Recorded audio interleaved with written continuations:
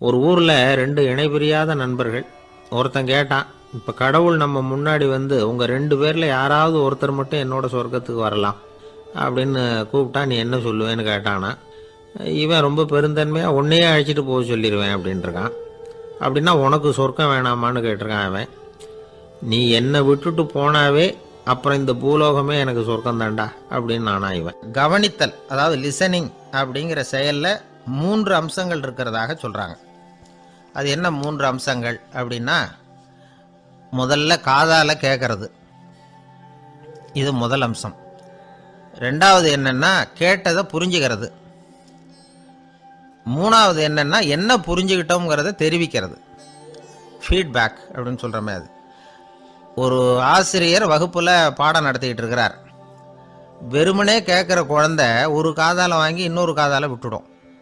அதாவது கேட்குற குழந்தை அப்படி செய்யும். ஆனால் கவனிக்கிற குழந்தை கேட்டதை புரிஞ்சுக்கும். என்ன புரிஞ்சுக்கிட்டேன்னு கேட்டால் பதில் சொல்லும். இதுதான் கேட்கறதுக்கும் கவனிக்கிறதுக்கும் உள்ள வித்தியாசம். ஒரு புள்ளி விவர கணக்கு என்ன சொல்லுது தெரியுமா? ஒரு மனிதன் எழுதுறது மூலமாக 6% அறிவை பெருக்கிக்கிறானா. எழுதுறது மூலமாக. படிக்கிறது மூலமாக 19% அறிவை பெருக்கிக்கிறானா. பேசுறது மூலமாக 30% அறிவை பெருக்கி கொள்ளுகிறான் அப்படின்னு சொல்கிறாங்க. ஆனால் பாருங்கள், கவனிக்கிறது மூலமாக 45% அறிவை பெருக்கி கொள்ளுகிறான் அப்படிங்கிறது புள்ளி விவரம். அதனால் கற்றலின் கேட்டல் நன்று அப்படின்னு சொல்கிறாங்க இல்லையா, அது இதுதான். அதனால் கவனிக்கிறது மூலமாக அதிக அறிவை நாம் பெருக்கி கொள்ள முடியும். கேள்வி ஞானம்தான் ரொம்ப சிறந்தது அப்படிங்கிறார் வள்ளுவர். அதாவது கவனித்து கேட்கணும், அதுதான் முக்கியம். மற்றவங்க சொல்கிறத நல்லா கவனிக்க முடியாதபடிக்கு நாமே சில தடைகளை ஏற்படுத்திக்கிறோம். அல்லது நம்ம அறியாமலே அப்படி ஒரு தடை உண்டாயிடுது. அந்த தடைகளை தாண்டணும் அல்லது தகர்த்து எறியணும் அப்படிங்கிறது பெரியவர்கள் சொல்லுகிற யோசனை. அது என்ன தடைகள் அப்படின்னா, நமக்கு தெரியாத இவர் என்ன சொல்லிட போகிறார் அப்படிங்கிற நினப்பு, இது ஒரு தடை. சொல்லி முடிக்கிறதுக்கு முன்னாடியே குறுக்க பேசுறது, மனசை அங்கேயும் இங்கேயும் அலையிறது, இதெல்லாம் தான் தடைகள். ஆசிரியர் பாடம் நடத்துகிறார் அப்படின்னா மாணவர்கள் அக்கறையாக கவனிக்கணும். அப்போ தான் பரீட்சையில் பாஸ் ஆக முடியும். வீட்டுக்குள்ள கணவன் சொல்கிறத மனைவி கவனித்து கேட்கணும். மனைவி சொல்கிறத கணவன் கவனித்து கேட்கணும், இல்லைன்னா குழப்பமாயிடும். ஒரு அம்மா கோயிலுக்கு போனாங்க. சேலையில் ஒரு முடிச்சு போட்டிருந்தாங்க. எதுக்கு சேலையில் முடிச்சு போட்டு வச்சுருக்குறீங்க அப்படின்னு கேட்டாங்க. எங்கள் வீட்டுக்காரர் ஒரு கடிதத்தை மறக்காமல் தபால் போட்டியில் போட்டுடணும்னு சொன்னார். ஞாபகத்துக்காக முடிச்சு போட்டு வச்சுருக்கிறேன் அப்படின்னாங்க. கடிதத்தை பெட்டியில் போட்டுட்டிங்களா அப்படின்னு கேட்டாங்க. அது எப்படிங்க முடியும், அவர் கடிதத்தை என்கிட்ட கொடுக்க மறந்துட்டாரே அப்படின்னாங்களாம். அதனால் மறக்கப்படாதுன்னு நினச்சிக்கிட்டே மறந்து விடுறது, இப்படி ஒரு வாழ்க்கை. அதனால் வாழ்க்கையில் நமக்கு இருக்கிறது செவிச்செல்வம் ரொம்ப முக்கியமானது. நிறைய கேட்கணும், சொல்கிறத விட கேட்கணும், கேட்கறத விட முக்கியம் கவனிக்கிறது. அப்படி கவனிக்கிறது மூலமாக நம்முடைய வாழ்க்கையில் வெற்றி பெறணும். அங்கே நபிகள் நாயகம் உட்கார்ந்துருக்கிறார். அந்த சமயம் அங்கே வர்றாங்க. அவங்க கையில் திராட்சை பழ கொத்து, அதை கொண்டுகிட்டு நபிகள் கிட்ட கொடுக்குறாங்க. சாப்பிடுங்க அப்படின்னு சொல்லி ரொம்ப அன்பாக வேண்டிக்கிறாங்க. நபிகள் நாயகமும் ரொம்ப பிரியமாக அதை வாங்கிக்கிட்டார். அதுக்கப்புறம் அதை சாப்பிட ஆரம்பித்தார். நபிகள் நாயகம் மதீனாவில் தங்கியிருந்தப்போ இது மாதிரி நிறைய பேர் பழங்களையும் தின்பண்டங்களையும் கொண்டுகிட்டு கொடுக்கறது வழக்கம். நபிகள் நாயகம் என்ன பண்ணுவார்னா, அதையெல்லாம் வாங்குவார். உடனே பக்கத்தில் இருக்கிற தோழர்கள் எல்லாருக்கும் பகிர்ந்து கொடுப்பார், தானும் சாப்பிடுவார். இதுதான் எப்போதும் வழக்கம். ஆனால் இந்த தடவை என்னாச்சு தெரியுமா, அவர் அப்படி பண்ணலை. ஒவ்வொரு பழமாக எடுத்து தானே சாப்பிட்டுக்கிட்டு இருக்கிறார். அவர் விருப்பமாக சாப்பிடுகிற காட்சியை ஆசை தீர பார்த்துக்கிட்டு இருந்தாங்க அந்த வயசான அம்மா, அந்த பழத்தை கொடுத்தவங்க. அவங்களுக்கு ரொம்ப மகிழ்ச்சியாக இருந்தது, மன நிறைவாக இருந்தது. நாம் ஆசையாக கொண்டுகிட்டு கொடுக்குற பழத்தை நபிகள் நாயகம் இவ்வளோ பிரியமாக சாப்பிட்றாரே அப்படின்னு நினச்சி ரொம்ப சந்தோஷப்பட்டாங்க. அதுக்கப்புறம் அங்கேருந்து அவங்க புறப்பட்டு போயிட்டாங்க. அந்த அம்மா போனதுக்கப்புறம் பக்கத்தில் இருந்த தோழர்கள் பேச ஆரம்பித்தாங்க. ஏன்னா அவங்களுக்கு சந்தேகம், இன்னைக்கு வித்தியாசமாக நடந்துக்கிட்டாரே அப்படின்னு. அண்ணலே, எது உங்களுக்கு வந்தாலும் எங்கள் எல்லாருக்கும் கொடுத்துட்டு தான் நீங்கள் சாப்பிடுவீங்க. இன்றைக்கி மட்டும் நீங்கள் அப்படி செய்யலையே, எல்லா பழத்தையும் நீங்களே சாப்பிட்டீங்களே அதுக்கு என்ன காரணம் அப்படின்னு கேட்டாங்க. இப்படி கேட்கறதுனால நாயகம் அதை தப்பாக புரிஞ்சுக்க மாட்டார் அப்படிங்கிறது அவங்களுக்கு தெரியும். யாரும் எதையும் அவர்கிட்ட கேட்கலாம், அப்படி கேட்கறதுக்கு உரிமை உண்டு. இந்த ஜனநாயக முறைகளுக்கு அவர்கள் கொடுத்த மரியாதை இது. தோழர்களின் கேள்விக்கு நபிகள் பதில் சொல்ல ஆரம்பித்தார். நண்பர்களே, அந்த அம்மா ரொம்ப பிரியமாக அந்த பழங்களை என்கிட்ட கொண்டுகிட்டு வந்து கொடுத்தாங்க. முதல்ல ஒரு பழத்தை எடுத்து வாயில் போட்டு பார்த்தேன். அது ரொம்ப புளிப்பாக இருந்தது, சாப்பிட்றது ரொம்ப கஷ்டம். உங்ககிட்ட யாருக்காவது அதை கொடுத்துருந்தா அதில் வாயில் போட்டதும் புளிப்பு தாங்காமல் முகம் சுழிச்சிருப்பீங்க. அதை அந்த அம்மா பார்த்துட்டாங்கன்னா வருத்தப்பட்டிருப்பாங்க. ஆசையாக கொண்டுகிட்டு வந்து நமக்கு கொடுத்துருக்குறாங்க. அவங்க அன்பான மனசை நோகடிக்கிறதுக்கு நான் விருப்பப்படலை. அதனால் முகம் சுளிக்காமல் சாப்பிட்ணுமேங்கிறதுக்காகத்தான் அந்த பழங்கள் பூராவையும் நானே சாப்பிட்டுட்டேன் அப்படின்னு புன்முறுவலோடு பதில் சொன்னாராம் நபிகள் நாயகம். இன்னொருத்தர் மனசு புண்படக்கூடாதுங்கிறதுக்காக புளிப்பையும் இனிப்பாக ஏற்றுக்கொள்ளுகிற பண்பாடு இருக்குது பாருங்கள், அது ஒரு பெரிய நாகரிகம். அது எல்லாருக்கும் சுலபமாக வந்துடாது. நல்லா இருக்கிற பழத்தையே என்ன இவ்வளவு மோசமாக இருக்கேன்னு சொல்லுகிறவர்கள் தான் நம்மக்கிட்ட அதிகம். இந்த காலத்தில் இல்வாழ்க்கையில் இந்த நாகரிகத்தை சில பேர் கடைபிடிக்கிறது உண்டு. நல்லா இருக்க இல்லையோ முகம் சுளிக்காமல் சாப்பிட்ருவாங்க. ஏன்னு கேட்டால், எதுக்காக சார் வீண் வம்பு, ஏதோ நமக்குன்னு கொடுத்து வச்சது அவ்வளவுதான் அப்படின்னு நினச்சிக்கிட்டு போக வேண்டியது தானே அப்படிம்பாங்க. இவங்கெல்லாம் கூட ஒரு விதத்தில் பண்பாடு தெரிஞ்சவர்கள் தான். இப்போ ஒரு ஆள் ஊரெலாம் சுற்றி விட்டு கடைசியில் அழுத்து போய் ஒரு ஹோட்டலுக்குள்ளே நுழைஞ்சானான். ரொம்ப களைப்பாக இருந்தது அவனுக்கு. அதனால் ரொம்ப களைப்படைஞ்சு போய் ஒரு நாற்காலியில் போய் உட்காந்துருக்கிறான். இவனை பார்த்ததும் சர்வர் ஓடி வந்தார். சார், உங்களுக்கு என்ன வேணும்னு கேட்டார். எனக்கு தேவை 2 தோசையும் கொஞ்சம் அன்பான வார்த்தைகளும் அப்படின்னா. சர்வர் உள்ளே போனார். 2 தோசையை கொண்டாந்து வச்சார். அன்பான வார்த்தை கேட்டனே அப்படின்னா இவன். சர்வர் ரொம்ப பணிவாக குனிஞ்சு இவன் காதோரமாக சொன்னார், ஐயா, இந்த தோசையை சாப்பிட்றாதீங்க, புளிச்சு போன பழைய மாவு அப்படின்னார். இது பாருங்க, அன்பான வார்த்தையும் 2 தோசையும் கேட்டார், கொண்டாந்து கொடுத்துட்டார். இப்படி இருக்கிறவர்களும் இன்றைய மனிதர்களில் அதிகம். அதனால் மனிதர்கள் ஒவ்வொருத்தரும் ஒவ்வொரு விதம். நம்மக்கிட்ட பிரியமாக நடந்துகிறவர்கள் மனம் கோணும்படி நாம் நடந்து கொள்ளக்கூடாது அப்படிங்கிறது தான் நபிகள் நாயகம் அவருடைய செயல் மூலமாக நமக்கு உணர்த்தி இருக்கிற வாழ்வியல் உண்மை. கழுதிய நண்பர்கள் எங்கே போனாலும் சேர்ந்தே போவாங்க வருவாங்க. அப்போது அந்த கழுதை கொஞ்சம் கவலையோடு பேச ஆரம்பிச்சுதான். அதோ பாரு, அங்கே ஒரு புதர் தெரியுது இல்லையா, இந்த புதருக்குள்ளே ஒரு சிங்கம் இருக்குது. அந்த பக்கமாக நான் போகிறப்போ வர்றப்போலாம் அது என்கிட்ட வம்பு வளர்க்குது, தகராறு செய்யுது, என் மேலே பாயுது, என்னை தாக்குது, ஏன்னு தெரியல அப்படின்னுது. இதை கேட்டதும் அந்த குரங்கு சொல்லிச்சு, இனிமேல் கவலைப்படாத, இந்த தடவை நான் உன்னை காப்பாற்றுறேன்னுது.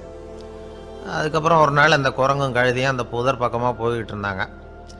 எதிர்பார்த்தது மாதிரியே நடந்தது. அந்த சிங்கம் எதிரில் வந்தது, கழுதியை பார்த்தது, உடனே அது மேலே பாய ஆரம்பிச்சுட்டுது. அவ்வளவுதான். உடனே இந்த குரங்கு என்ன பண்ணிச்சு தெரியுமா, கிடுகிடுன்னு ஒரு மரத்து மேலே ஏறி உட்காந்துக்கிட்டுது. அங்கே உட்காந்துக்கிட்டு கீழே அந்த கழுதியும் சிங்கமும் போடுற சண்டையை வேடிக்கை பார்க்க ஆரம்பிச்சுட்டுது. கொஞ்ச நேரம் கழித்து அடிபட்ட காயத்தோடு அந்த கழுதை மெதுவாக நடந்து வந்தது. குரங்கும் மெல்ல மரத்தை விட்டு கீழே இறங்குச்சு. இப்போ கழுதை கேட்டுது, என்னை காப்பாத்துறேன்னு சொல்லிவிட்டு காலவாரி விட்டுட்டியே, நீ பாட்டுக்கு மரத்து மேலே ஏறி உட்காந்துக்கிட்டே, அது நியாயமானது. குரங்கு பரிதாபமாக அதை பார்த்துது. நான் மரத்து மேலே இருந்து நீங்கள் 2 பேரும் சண்டை போட்டதை பார்த்துக்கிட்டு தான் இருந்தேன். உன்னோட சத்தம் தான் அதிகமாக இருந்தது, அது நீ சிரிக்கிற மாதிரி எனக்கு கேட்டுது. அதனால் நீ தான் ஜெயிச்சுக்கிட்டு இருக்க போல இருக்கு அப்படின்னு நினச்சிவிட்டேன்னு. இன்றைக்கி பல பேர் இப்படி தான் இருக்கிறாங்களாம். யார் ஜெயிக்கிறாங்க யார் தோக்குறாங்கங்கிறத முகத்தை பார்த்து கூட கண்டுபிடிக்க முடியறதில்ல. பேசுகிற பேச்சை வச்சு கூட கண்டுபிடிக்க முடியறதில்ல. தோற்கிறவங்க கூட சிரிக்கிற மாதிரி முகத்தை வச்சுக்கிறான். இன்றைய மனிதர்கள்கிட்ட ஏகப்பட்ட முரண்பாடுகள். பொய் முகங்களோட உலவுகிறவர்கள் தான் அதிகம். உண்மை முகம் எங்கே இருக்குது அப்படிங்கிறத புரிஞ்சுக்கிட்டு நண்பர்களை தேர்ந்தெடுக்கணும் அப்படிங்கிறது ஒரு முக்கியமான கருத்து. கடவுள் இந்த உலகத்தை படைச்சுட்டு அதுக்கப்புறமும் கொஞ்ச நாள் இங்கேயே தங்கியிருந்தாராம். அப்போ தான் அவருக்கு ஒரு உண்மை புரிஞ்சுதான், இந்த உலகத்தில் தங்கி இருக்கிறது எவ்வளவு இடைஞ்சல்னு. தினமும் மனிதர்கள் தேடி வந்து ஏதாவது புகார் சொல்லிக்கிட்டே இருந்தாங்களாம். எனக்கு அது வேணும் இது வேணும்னு கேட்டுக்கிட்டே இருந்தாங்களாம். சில பேர் வந்தாங்க, நாங்கள் வந்து விவசாயம் பண்ணுறோம், தண்ணி இல்லாமல் பயிர் காயுது, எங்களுக்கு மழை வேணும் அப்படின்னாங்க. அவங்க போனதும் அதுக்கப்புறம் சில பேர் வந்தாங்க, நாங்கள் வந்து மண்பானை செய்கிறவங்க நிறைய பானை செஞ்சு வச்சுருக்குறோம், மழை பெஞ்சால் எல்லாம் கரைஞ்சி வீணாக போயிடும், அதனால் இன்றைக்கி மழை பெய்யக்கூடாதுன்னாங்க. கடவுள் பார்த்தார், அவருக்கு என்ன பண்ணுறதுன்னே தெரியல, ஏகப்பட்ட குழப்பம், தலையை பிச்சுக்கலாம் போல் இருந்தது, கிட்டத்தட்ட பைத்தியம் பிடிக்கிற அளவுக்கு ஆயிட்டுது. எல்லாருடைய ஆசைகளையும் அவரால் நிறைவேற்ற முடியல, ஏன்னா ஒன்றுக்கு ஒன்று முரண்பாடாக இருந்தது. ஒரு நாள் தன்னுடைய அமைச்சரவையை கூட்டி ஆலோசனை கேட்டார். என்ன செய்யலான்னு சொல்லுங்கன்னார். இது என்ன பிரமாதம், பேசாமல் இமயமலை அடிவாரத்தில் போய் உட்காந்துங்க, யாரும் தொந்தரவு பண்ண மாட்டாங்கன்னாங்க. அங்கேயும் மனிதர்கள் வர ஆரம்பிச்சுருவாங்களேன்னார் கடவுள். சரி அப்படின்னா சந்திரனில் போயிருந்துக்கலாமேன்னாங்க. அங்கேயும் மனுஷன் குடி வர போகிறான் அப்படின்னார் கடவுள். வெகு தூரத்துக்கு அப்பால் உள்ள நட்சத்திர மண்டலத்துக்கு போயிடலான்னாங்க.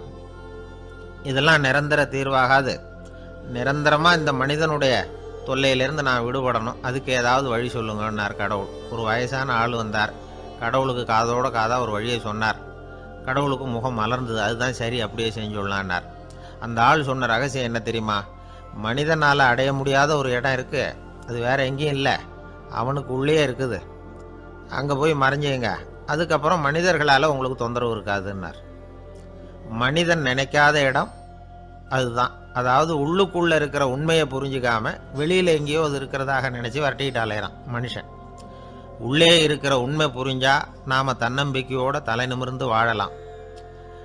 வேடிக்கையாக ஒரு கதை சொல்லுவாங்க. இதை பாருங்கள், நம்ம பையன் எங்கே பணம் வச்சாலும் எடுத்து விட்றான், என்ன பண்ணுறதுன்னாங்க அம்மா. அப்பா கொஞ்சம் நேரம் யோசனை பண்ணார். அதுக்கப்புறம் சொன்னார், அவன் கண்ணில் படாத இடமா நம்ம வீட்டில் இருக்கிறது ஒரே இடம் தான், அங்கே பணத்தை வை திருட்டு போகாதுன்னார். அது எந்த இடம்னு கேட்டாங்க. அதுதான் அவன் பாட புஸ்தகம், அதில் வச்சிரு, அவன் தொடவே மாட்டான், பாட புத்தகத்தை தொடாமல் பரீட்சையில் வெற்றி பெற முடியாது அப்படிங்கிறத புரிஞ்சுக்கணும். உள்ளே இருக்கிற உண்மையை தொடாமல் வாழ்க்கையில் வெற்றி பெற முடியாது. அதனால் உண்மையை புரிஞ்சுக்கிட்டா வாழ்க்கையில் வெற்றி நிச்சயம். அவனுக்கு வயசாயிட்டுது, இந்த கவலை பயம் எல்லாமும் அதிகமாயிட்டுது. மரண பயம், ராத்திரியில் சரியாக தூங்க முடியல, இப்படி ஆயிட்டுது நிலைமை. அந்த அரசன் ஏற்கனவே எப்படின்னா போர்க்களங்களில் எத்தனையோ பேரை ஓட ஓட விரட்டியிருக்கிறான். இருந்தாலும் இப்போ அந்த துணிச்சல்லாம் எங்கேயோ போயிட்டுது. பேசாமல் படுத்துருக்கிறான். அப்படியே படுத்தாலும் தான் தூக்கம் வர மாட்டேங்குது. என்ன பண்ணலாம்னு யோசித்தான் இந்த மன்னன். உடனே எல்லா அமைச்சர்களையும் கூப்பிட்டான். எனக்கு நிம்மதி இல்லை, எதை நினச்சாலும் பயமாக இருக்குது, எனக்கு ஒரு ஆலோசனை சொல்லுங்க அப்படின்னா. என்ன ஆலோசனை வேணும் அப்படின்னு சொல்லி கேட்டாங்க. எனக்கு ஒரு நெருக்கடியான சந்தர்ப்பம் ஏற்பட்டு போச்சுன்னு வச்சுக்கோங்க, அந்த நேரத்தில் நீங்கள் யாருமே என் பக்கத்தில் இல்லை ஆலோசனை சொல்கிறதுக்கு அப்படின்னா, அந்த சமயத்தில் எனக்கு உபயோகப்படுற மாதிரி ஒரு வாசகம், பொன்மொழி ஏதாவது சொல்லுங்கள், அதை நான் என்னுடைய வைர மோதிரத்துக்கு அடியில் பதிச்சு வச்சுக்கிறேன் அப்படின்னார். தேவைப்படுறப்போ உதவும் அப்படிங்கிறதுனால. அவர் போட்டிருந்த மோதிரமும் அதுக்கு தகுந்த மாதிரியே திறந்து மூடுறது மாதிரி அமைஞ்சிருந்தது. ஏதாவது வாசகம் எழுதுனா உள்ற வச்சுக்கலாம், அதுக்கான வசதி அதில் இருந்தது. அமைச்சர்கள்லாம் யோசனை பண்ணாங்க, இது மாதிரி ராஜா கேட்குறாரு, என்ன வாசகம் அதாவது பொன்மொழி சொல்லலாம் அப்படின்னு எல்லாரும் யோசனை பண்ணாங்க. ஒருத்தருக்குமே சரியாக தோணலை, ஒரே குழப்பமாக இருந்தது. ஏன்னா நெருக்கடியான சமயத்தில் உபயோகப்படுறது மாதிரி ஒரு பொன்மொழி வேணும்னு சொல்லியிருக்கிறார். அப்படி இப்படி யோசித்து பார்த்தா ஒன்றுமே தோணலை. எல்லாரும் குழம்பிக்கிட்டு இருந்த நேரத்தில் ஒரு பெரியவர் அந்த பக்கமாக வந்தார். அவர் சொன்னார், நான் வேணும்னா அதுக்கு பொருத்தமாக ஒரு வாக்கியம் சொல்கிறேன், ஆனால் ஒரு நிபந்தனை, அதை யாரும் ரொம்ப ஆர்வம் காரணமாக அவசரப்பட்டு படிச்சிடக்கூடாது, அதை ரகசியமாக அந்த மோதிரத்துக்குள்ளே எழுதி வச்சுக்கணும், எப்போவாவது இக்கட்டில் மாட்டிக்கிற சமயத்தில் மட்டும் வேறு வழியே இல்லை அப்படிங்கிற நிலைமையில் மட்டும்தான் அதை திறந்து பார்க்கணும், அப்படி நீங்கள் இருக்கிறதா இருந்தால் நான் அதை சொல்கிறேன் அப்படின்னார் அந்த பெரியவர். சரின்னு ஒத்துக்கிட்டாங்க எல்லாரும். அதே மாதிரி அவர் ஒரு வாக்கியத்தை சொன்னார். அவர் சொன்ன வாக்கியத்தை ரகசியமாக மோதிரத்துக்குள்ளே பதிச்சு மூடியாச்சு. ராஜா அதை விரலில் மாட்டிக்கிட்டார். கொஞ்ச நாள் ஆச்சு. அந்த ராஜாவுக்கு ஒரு சோதனை வந்தது. என்ன சோதனைன்னா, அடுத்த நாட்டு மன்னன் படையெடுத்துக்கிட்டு வந்துட்டான். அவன் இவர்கிட்ட ஏற்கனவே தோற்று போனவன், ஒரு வெறியில் வந்திருக்கிறான். தோற்று போனவன் மறுபடியும் சண்டைக்கு வந்தால் எப்படி வருவானோ அப்படி வர்றான். ஒரு வெறியில் வந்தான், ஜெயிச்சுட்டான். என்னாச்சு இவரோட நிலைமைன்னா, நாட்டை இழந்துட்டார், எல்லாத்தையும் இழந்துட்டார். கடைசியாக ஒரு அடிபட்ட குதிரையில் ஏறி தப்பிச்சு போயிட்டார், வேற வழி இல்லைன்னு. பின்னாடி துரத்திக்கிட்டு வராங்க. இவர் ஒரு மலை உச்சிக்கு போயிட்டார். அதுக்கும் அப்பால் போக முடியாது, ஏன்னா அந்த பக்கம் பயங்கர பள்ளம். உல்லாச பயணிகள் வந்து கண்டு கழிக்கிற இடம் அது. ஆனால் இவருக்கு அது சாவு பயணத்தின் வாசல், திரும்பவும் முடியாது. அவ்வளவு குறுகிய பாதை அது, வேற வழியே இல்லை. இந்த நேரம் சூரிய ஒளி மோதிரத்தில் பட்டு மின்னிச்சு. உடனே இவருக்கு ஞாபகம் வந்தது. மோதிரத்தை திறந்து படிக்கிறார். அதில் இருந்த வாசகம், இந்த நிலையும் மாறிவிடும், this too will pass away. அவருக்கு ஒரு தைரியம் வந்தது. பின்னாடி வந்தவங்களும் திசை மாதிரி வேற எங்கேயோ தேடி போயிட்டாங்க. அவங்க விரட்டிக்கிட்டு வரலன்னா இவ்வளவு அழகான ஒரு இடம் இருக்கிறதே எனக்கு தெரியாமல் போயிருக்குமேன்னு நினச்சார். இவ்வளவு அழகை ரசிக்கிறதுக்காக ஒரு நாட்டையே கூட இழக்கலாம்னு தோணுச்சு அவருக்கு. அமைதியாக அந்த அழகை ரசித்தார். எதிரிகள்லாம் எங்கேயோ போயிட்டாங்க. மன்னர் நாடு திரும்பினார். மறுபடியும் படைகளை திரட்டினார். கொஞ்ச நாளில் படை எடுத்துக்கிட்டு போனார். யாருக்கிட்ட தோற்று போனாரோ அவரையே வெற்றி கண்டு திரும்பி வர்றார். வரவேற்பு விழா பிரமாவப்படுது. ஆடல் பாடல் கோலாகலம். இதை பார்த்ததும் அந்த ராஜாவுக்கு தலைகால புரியல. நம்மளை இனிமேல் யாராலையும் ஜெயிக்க முடியாதுன்னு நினச்சார். அகம்பாவம் லேசாக எட்டி பார்த்தது. இப்போ மறுபடியும் சூரிய ஒளிப்பட்டு மோதிரம் மின்னிச்சு. அதை திறந்து மறுபடியும் படிக்கிறார். இந்த நிலைமையும் மாறிவிடும், this too will pass away. அவ்வளவுதான். அவர் மனசு அடங்க ஆரம்பிச்சுட்டுது. ஆணவம் போயிட்டுது. இதிலேருந்து நாம் தெரிஞ்சுக்க வேண்டியது என்னென்னா, எந்த சூழ்நிலையிலையும் நாம் கவலைப்பட வேண்டியதில்லை. ஏன்னா இங்கே எதுவுமே நிரந்தரம் இல்லை. அந்த ராஜா மாதிரியே நம்ம ஆள் ஒருத்தன் ஒரு மோதிரம் போட்டிருந்தான். அதுக்குள்ளே அவன் எழுதி வச்சுருந்த வாசகம், எதுக்கும் கவலைப்படாதே அப்படிங்கிறது தான். ஒரு நாள் பயங்கரமான கவலையோடு உட்காந்துருந்தான். பக்கத்தில் இருந்தவங்க சொன்னாங்க, இது மாதிரி சந்தர்ப்பத்தில் தான் நீ உன் மோதிரத்தை திறந்து பார்க்கணும்னாங்க. இவனுக்கு கவலையோடு எரிச்சலும் சேர்ந்துக்கிட்டது. அது எப்படி முடியும், இப்போ திருட்டு போனது என்னோட அந்த மோதிரம் தானே அப்படின்னு சொல்லிவிட்டு தலையில் கை வச்சுட்டு உட்காந்துட்டான். இப்படிலாம் சொல்கிறது உண்டு. இருந்தாலும் நாம் எந்த சூழ்நிலையிலையும் கவலைப்பட வேண்டியதில்லை அப்படிங்கிற உண்மையை புரிஞ்சுக்கணும். அப்படி கவலையை வெல்றதுக்கான வழி தெரிஞ்சுட்டதுன்னா வாழ்க்கையில் வெற்றி நிச்சயம். உங்கள் பையன் எப்படி சார் இருக்கான் அப்படின்னு விசாரித்தார் ஒருத்தர். அவன் என்ன சார், எதை சொன்னாலும் காதில் வாங்க மாட்டேங்கிறான், அவன் பாட்டுக்கு போகிறான் வர்றான் அப்படின்னு சொல்லி அழுத்துக்கிட்டார் அப்பா. பெரியவங்க சொல்கிறத சின்ன பிள்ளைங்க கேட்கறது இல்லைங்கிறது ஒரு குறை. பெரியவங்க சொல்கிறது சின்ன பிள்ளைங்க காதலையே விழறது இல்லைங்கிறது ஒரு குறை. இது கொஞ்சம் சீரியஸான விஷயம், கவனித்து பார்க்கணும். ஒரு குழந்தைக்கு காது சரியாக கேட்குதா இல்லையா அப்படிங்கிறத நாம தான் கவனித்து பார்த்து கண்டுபிடிக்கணும். அதுவாக நம்மக்கிட்ட தவழ்ந்து அப்பா எனக்கு காது கேட்கல, அழைச்சிட்டு போங்க டாக்டர்கிட்ட அப்படின்னுலாம் சொல்லிக்கிட்டு இருக்காது. அது சரி, ஒரு குழந்தைக்கு காது சரிவர கேட்குதா இல்லையா அப்படிங்கிறத முன்கூட்டியே நாம் தெரிஞ்சுக்கிறது எப்படி? அதுக்கு சில வழி இருக்குது. உங்கள் குழந்தைய கொஞ்சம் அப்படியே கவனித்து பாருங்கள். அடிக்கடி ஜலதோஷம், காதில் அரிப்பு ஏற்படுதா, மூக்கு விரிவாகவும், அப்புறம் டான்சில், அடினாய்டு, சத அழற்சி, இது மாதிரி ஏதாவது இருக்கா, வாயிலிருந்து எச்சில் ஒழுகுதா, குழந்தை வாயினால் சுவாசிக்குதா, பற்கள் முன்னாடி தள்ளி வளருதா, இதெல்லாம் அதுக்கு அறிகுறி. அப்புறம் இந்த VBDF TH இப்படி இந்த ஒலிகள் சேர்ந்த வார்த்தைகளை குழந்தை சரியாக புரிஞ்சுக்காது.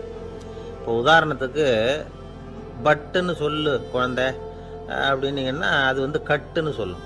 அதாவது பட்டு சவுண்டை அதால் புரிஞ்சிக்க முடியல. அப்புறம் உங்கள் குழந்தை உங்களை உறக்க பேச சொல்கிறானா, அடிக்கடி கேள்வி கேட்குறானா, சாப்பிட்றப்போ கவனம் இல்லாமல் இருக்கானா, படிப்பில் போதுமான முன்னேற்றம் இல்லையா, வகுப்பில் சரியாக கவனிக்கிறது இல்லையா, இப்படிலாம் இருந்தால் ஆரம்பத்திலேயே டாக்டர்கிட்ட அழைச்சிட்டு போய் சிகிச்சையை ஆரம்பிச்சுடலாம், குணப்படுத்தி விடலாம். குழந்தைக்கு காது சரியாக கேட்கலன்னா நீங்கள் செய்ய வேண்டியது என்ன தெரியுமா? அவனுக்கு காது கேட்கலேங்கிறதுக்காக அவன் முன்னாடி சத்தம் போட்டு பேசக்கூடாது. மெதுவாக சீராக பேசணும், அவனை பார்த்து பேசணும். உங்கள் உதட்டு அசைவுகள் அவனுக்கு உதவும்.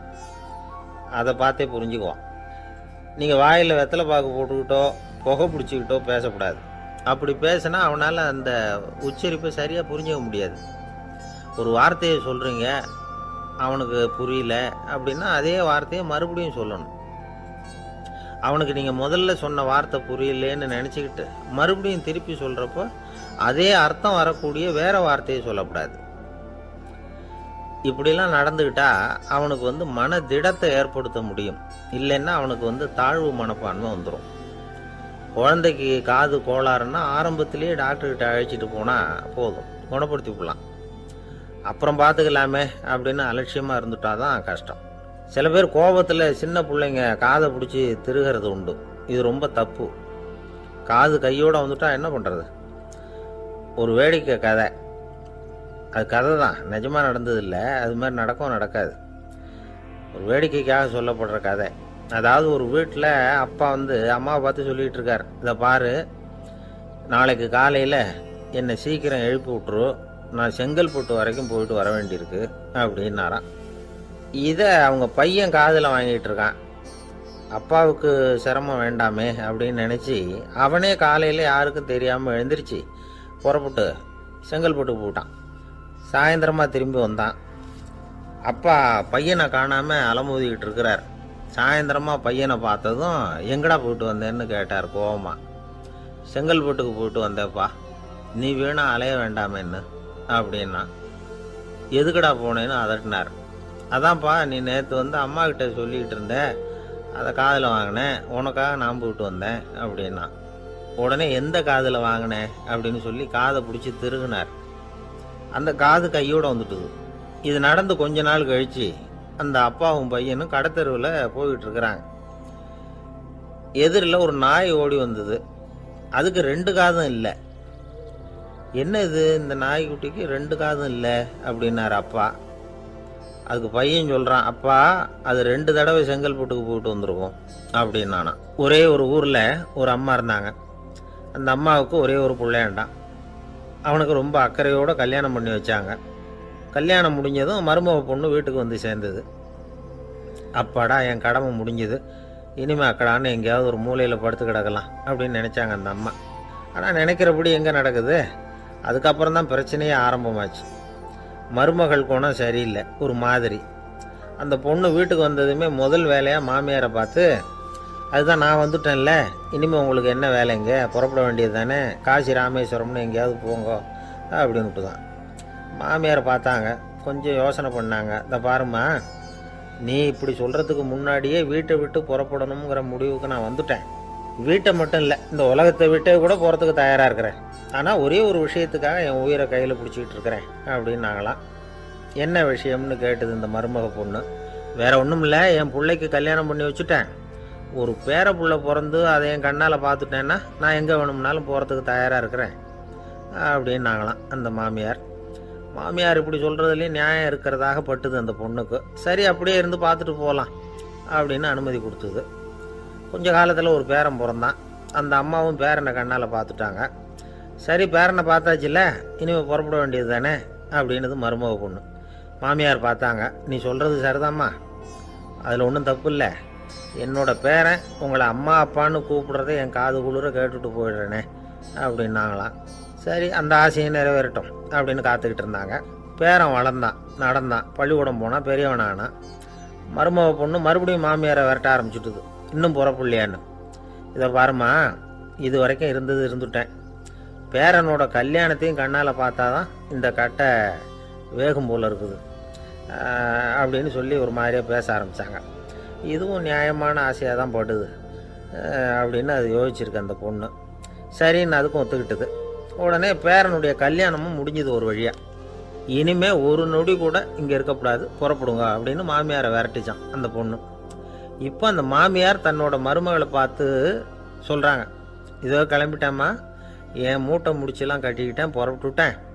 அப்படியே நீயும் உன் துணிமணிகளை மூட்டை கட்டிக்கிட்டு கிளம்பிடும், என்னோட சேர்ந்து 2 பேருமா சேர்ந்து போயிடலாம் அப்படின்னாங்களாம். அந்த பொண்ணு முழிக்குது. முழிக்காதே, உனக்கும் ஒரு மருமக வந்துட்டா, இனிமேல் நீயும் ஒரு மாமியார் தானே, உனக்கும் இனிமேல் இங்கே வேலை இல்லை, புறப்படு அப்படின்னாங்களாம். அப்போ தான் அந்த பொண்ணு சிந்திக்க ஆரம்பிச்சுதான், தன்னோட தவறு புரிஞ்சுதான்.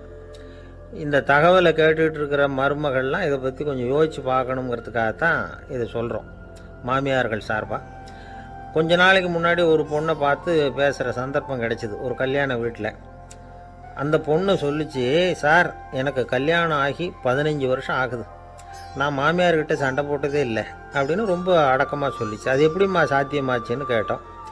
எனக்கு கல்யாணம் ஆகி 15 வருஷம்தான் ஆச்சு, ஆனால் என் மாமியார் செத்து போய் 20 வருஷத்துக்கு மேலே ஆயிட்டுது அப்படின்னுது. லோகமானிய பாலகங்காதர திலகர் இருந்தார்ல, அவருக்கு 15 வயசுலேயே கல்யாணம் நடந்துதான்.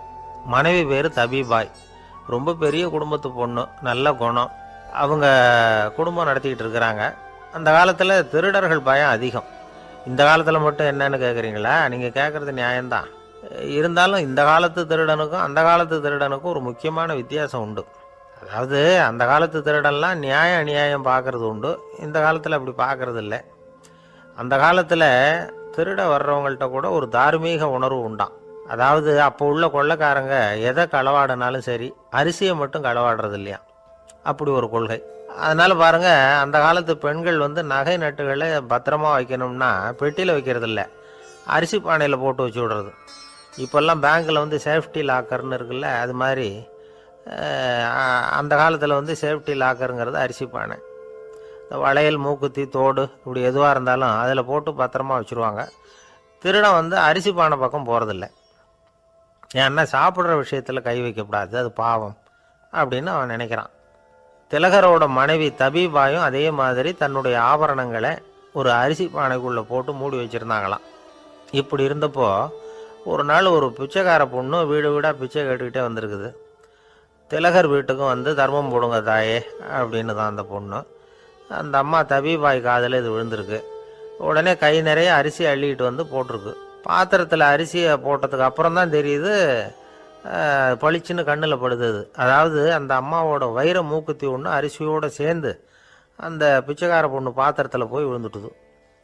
இந்த அம்மாவுக்கு மனசுக்குள்ளே குழப்பம், என்ன இப்படி ஆகிட்டுதே, மூக்குத்தி போயிட்டுதே, பிச்சை பாத்திரத்துலேருந்து அதை எப்படி எடுக்கிறது அப்படின்னு தயக்கம். வாயை திறந்து அதை கேட்கறதுக்கும் கூச்சம்.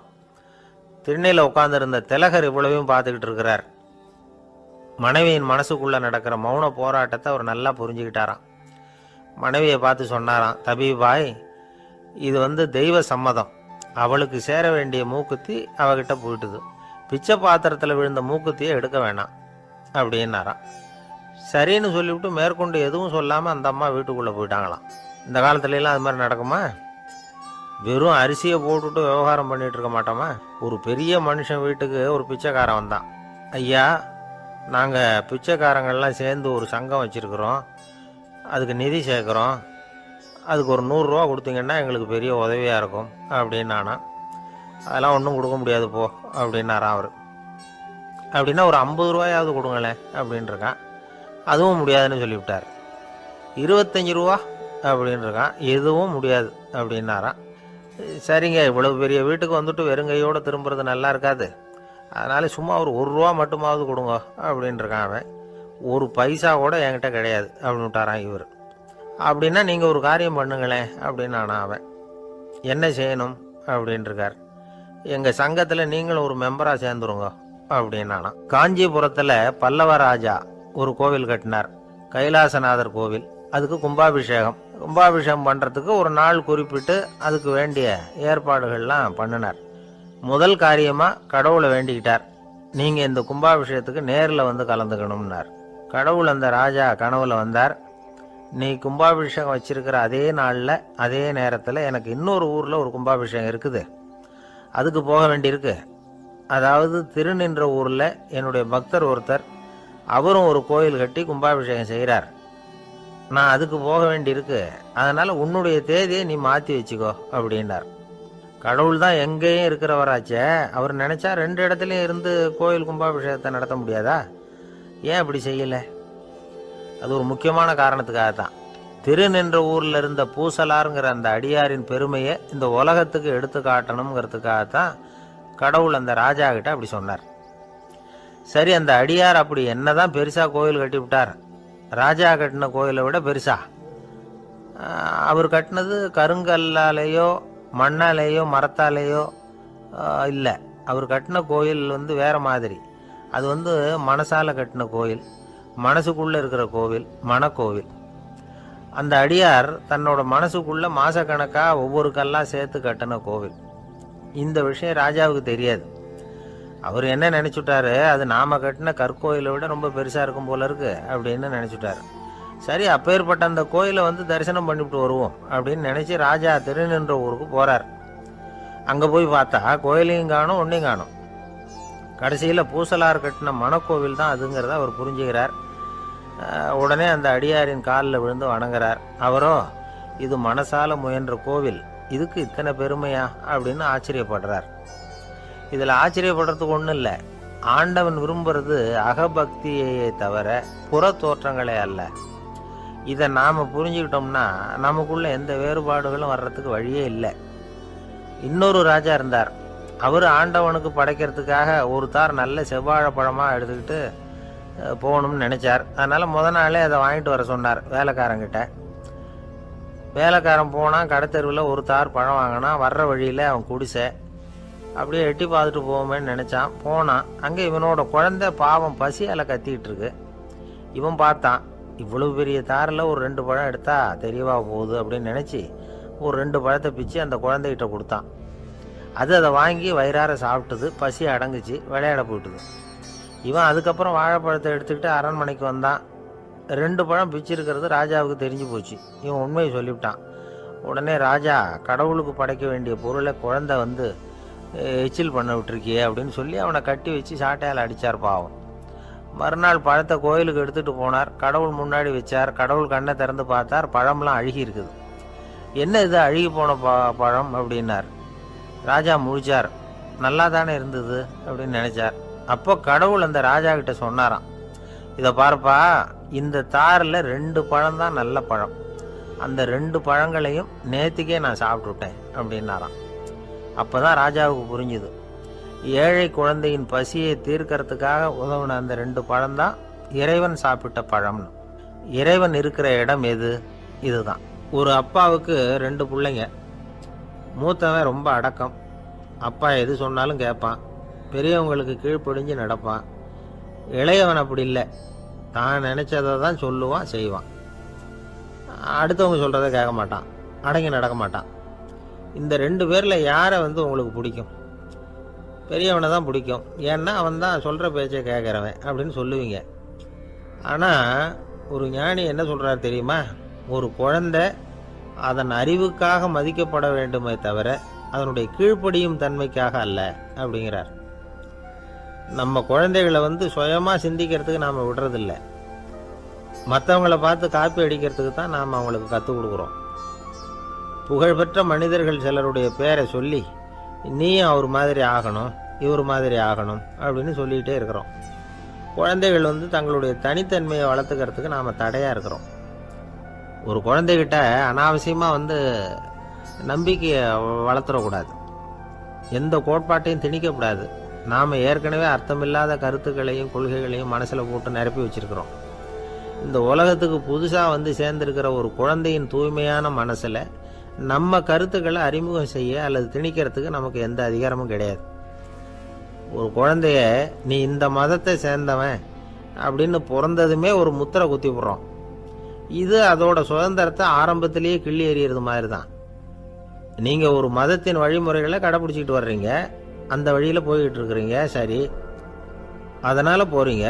அதுக்காக உங்கள் குழந்தையையும் அதே வழியில் தான் வரணும் அப்படின்னு கட்டாயப்படுத்துறதுக்கு உங்களுக்கு என்ன உரிமை இருக்குது? அந்த குழந்தை சுயமாக சிந்திச்சு ஒரு முடிவுக்கு வரட்டுமே, அதுக்கு நீங்கள் ஏன் தடையாக இருக்கிறீங்க? நமக்கு உண்மையிலேயே நம்ம குழந்தை மேலே அன்பு இருந்தால் இது மாதிரி திணிப்பு வேலைகளை செய்யக்கூடாது. திணிப்பு வேலைகளிலிருந்து குழந்தைகளை காப்பாற்றினா போதும். அதுதான் ரொம்ப முக்கியம். அடுத்த தலைமுறை அற்புதமான தலைமுறையாக உருவாகும். நாம் தான் சாதி மத சங்கடங்களில் மாட்டிக்கிட்டு தவிக்கிறோம். அவங்களாவது சாதி மத வேறுபாடு இல்லாத சமுதாயத்தை பார்க்கட்டுமே, அந்த சௌகரியங்களை அனுபவிக்கட்டுமே. அதுக்கு நாம் என்ன செய்யணும்னா ஒன்றும் செய்யாமல் இருந்தால் போதும். ஒரு குழந்தைகிட்ட நம்ம கருத்தை திணிக்கும் பொழுது என்ன ஆகுது தெரியுமா? அது வந்து அவனை அவங்ககிட்ட இருந்தே அப்புறப்படுத்தி விடுது. அவனுடைய தனித்தன்மையை அழிச்சுடுது. அவனை ஒரு எல்லைக்குள்ளே திணிச்சுடுது. இதெல்லாம் அன்புங்கிற பேரால் பெற்றோர்கள் செய்கிற தப்பு. இதெல்லாம் கேட்டுக்கிட்டு இந்த காலத்தில் அப்பா ஒருத்தர் சொன்னார், நான் கருத்துக்களை எல்லாம் என் பையன்கிட்ட திணிக்கிறது இல்லைங்க, ஆனால் அதிகமாக சாப்பிட சொல்லி கட்டாயப்படுத்துவேன் அப்படின்னார். உங்கள் வீட்டு சமையல் அவ்வளோ நல்லா இருக்குமான்னு கேட்டாங்க. நல்லா இருந்தால் நான் ஏன் அவனை சாப்பிட சொல்லி கட்டாயப்படுத்த போகிறேன் அப்படின்னார். ஒரு ஊரில் ஒரு மன்னன் இருந்தான், கொடுங்கோல் மன்னன். நிறைய தொந்தரவு பண்ணிக்கிட்டு இருந்தான். அவன் ஒரு தடவை என்ன பண்ணான் தெரியுமா? ஒரு தப்பும் பண்ணாத ஒரு இளைஞனை பிடிச்சி ஜெயிலில் அடைச்சுட்டான். அந்த பையனோட சொந்தக்காரங்கள்லாம் ராஜா கிட்ட போனாங்க. அவன் ஒரு தவறும் பண்ணலை, அவனை விடுதலை பண்ணுங்க அப்படின்னு கெஞ்சி கேட்டுக்கிட்டாங்க. மன்னன் வந்து யோசனை பண்ணான். அந்த இளைஞனை கூப்பிட்டுக்கிட்டு வர சொன்னான். அவனை கொண்டாந்து ராஜா முன்னாடி நிறுத்தினாங்க. இதை பாருப்பா, உன்னை நான் விடுதலை பண்ணுவேன், ஆனால் ஒரு கண்டிஷன். அந்த நிபந்தனையை நீ நிறைவேற்றினா உனக்கு விடுதலை அப்படின்னா மன்னன். சரின்னு ஒத்துக்கிட்டான் பையன். மன்னன் வந்து கண்டிஷன் என்னங்கிறத சொன்னான். உங்ககிட்ட ஒரு செம்மறி ஆட்டை கொடுக்க போகிறேன். 1 மாதத்துக்கு அதுக்கு தேவையான தீனியையும் கொடுக்க போகிறேன். 1 மாதம் கழித்து அந்த ஆட்டை வந்து எடை போட்டு பார்ப்பேன். அந்த ஆட்டின் எடை கொஞ்சம் கூட கூடி இருக்கக்கூடாது. எடை கூடி இருந்தால் உனக்கு விடுதலை கிடையாது. என்ன சொல்கிற அப்படின்னா. பையனுக்கு ஒன்றும் புரியல, பயமாக போயிட்டுது. குழம்பிக்கிட்டே நின்றுக்கிட்டு இருக்கிறான். சரி, ஒரு நாள் டைம் தரேன், நல்லா யோசனை பண்ணி பார்த்துட்டு நாளைக்கு உன் முடிவை சொல்லு அப்படின்னா மன்னன். பையன் கவலையோடு வெளியில் வந்தான். அங்கே ஒரு பெரியவர் நின்றுக்கிட்டு இருந்தார். அவர்கிட்ட விஷயத்தை சொன்னான். அந்த பெரியவர் இந்த பையனுக்கு காதோட காதாக ஒரு வழியை சொல்லி கொடுத்தார். அதை கேட்டதும் பையன் மறுபடியும் மன்னன் முன்னாடி வந்து நின்னா, உங்கள் நிபந்தனையை ஏற்றுக்கிறேன்னு சொன்னான். மன்னன் வந்து ஒரு ஆட்டுக்குட்டியையும் அதுக்கு 1 மாதத்துக்கு தேவைப்படுற தீவனத்தையும் கொடுக்கும்படியாக உத்தரவு போட்டான். கொடுத்தாங்க. ஓடிட்டு போயிட்டான். 1 மாதம் தினமும் தவறாமல் அந்த தீவனத்தை ஆட்டுக்குட்டிக்கு போட்டுக்கிட்டு இருக்கிறான். 1 மாதம் கழித்து அந்த ஆட்டை வந்து அரண்மனைக்கு ஓட்டிகிட்டு போனான். மன்னன் அதை எடை போட்டு பார்க்குறான். எடை கூடவே இல்லை, அப்படியே தான் இருக்குது. உடனே போட்ட நிபந்தனைப்படி அந்த இளைஞனை வந்து விடுதலை பண்ணிவிட்டான். சரி, ஆட்டுக்கு எடை கூடாமல் இருக்கிறதுக்கு அந்த பெரியவர் சொல்லி கொடுத்த யோசனை என்ன அப்படின்னா, அது வேற ஒன்றும் இல்லை. அந்த ஆட்டுக்கு எதிரில் அது கண்ணில் படுற மாதிரி ஒரு ஓநாயை கட்டி போட சொன்னார். அவ்வளவுதான். ஆட்டுக்கு ஓநாய்ங்கிறது பிறவி பகை. ஓநாயை பார்த்தா ஆடு நடுங்க ஆரம்பிச்சிடும், அவ்வளவு பயம். தினமும் அந்த ஆடு பயந்துக்கிட்டே தீனி சாப்பிட்டுது, எடை கூடல. அதுதான் ரகசியம். இது வந்து சின்ன பிள்ளைங்களுக்கான ஒரு கதை. இதிலேருந்து தெரிஞ்சுக்க வேண்டிய உண்மை என்னன்னா, நாமெல்லாம் சாப்பிட்றப்ப மனசும் உடம்பும் அமைதியாக இருக்கணும். அப்போ தான் அது உடம்புல விட்டும். அவசரத்துலையும் பயத்துலையும் சாப்பிட்டா அது சரியா ஜீரணமாகாது. இன்னொரு ராஜா இருந்தார். அவரும் ஒரு இளைஞனை ஜெயிலில் அடைச்சி விட்டார். விடுதலை பண்ணணும்னா ஒரு கண்டிஷன்னார். என்னன்னு கேட்டான். ஒரு ஆட்டுக்குட்டியை அவன் முன்னாடி கொண்டாந்து நிறுத்துவேன், நீ அதுக்கிட்ட ஒரு கேள்வி கேட்கணும், அதுக்கு சரியான பதிலை சொல்லணும். அப்படி செஞ்சுட்டா உனக்கு விடுதலைன்னார். இளைஞன் யோசனை பண்ணி பார்த்தான். சரின்னு ஒத்துக்கிட்டான். அது பிரகாரமே ஆட்டுக்குட்டியை பதில் சொல்ல வச்சுட்டான். என்ன நடந்தது தெரியுமா? ஆட்டுக்குட்டியை கொண்டாந்து நிறுத்தினாங்க. இவன் மெதுவாக அதுக்கிட்ட போனான். அது காதுகிட்ட போய் ஏப்ரலுக்கு அடுத்த மாதம் என்ன மாதம்னு கேட்டான். அது உடனே மேன்னு கத்திச்சு. இவன் விடுதலை ஆயிட்டான். ஒரு நாள் ராமர் அரசவையில் உட்காந்துருக்கிறார். ராமராஜ்யம் நடந்துக்கிட்டு இருந்த நேரம். அந்த சமயத்தில் ஒரு நாய் வந்து அரச சபைக்கு வந்துதான். அது தலையில் அடிபட்டு ரத்தம். அந்த கோலத்தில் அது அங்கே வந்தது. எல்லாரும் ஆச்சரியமாக அதை பார்த்தாங்க. ராமரும் அந்த நாயை பார்த்தார். நீங்கள் வந்த காரியம் என்ன, என்ன நடந்தது, எதுவாக இருந்தாலும் பயப்படாமல் சொல்லு அப்படின்னார். உடனே அந்த நாய் மெதுவாக சொல்ல ஆரம்பிச்சுதான்.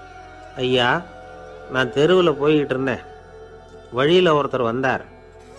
அவர் வேத சாஸ்திரம்லாம் படித்த பெரியவர். அவர் எந்த காரணமும் இல்லாமல் அவர் கையில் வச்சிருந்த குச்சியால் என் தலையில் அடிச்சுட்டார். அதுதான் தலையில் ரத்தம். இதை நீங்கள் விசாரித்து தகுந்த தீர்ப்பு வழங்கணும் அப்படின்னு தான் அந்த நாய். ராமர் பார்த்தார். உடனே தன்னுடைய காவலர்களை அனுப்புனார். அந்த ஆளை எங்கே இருந்தாலும் போய் கொண்டுகிட்டு வாங்க அப்படின்னு விட்டார்.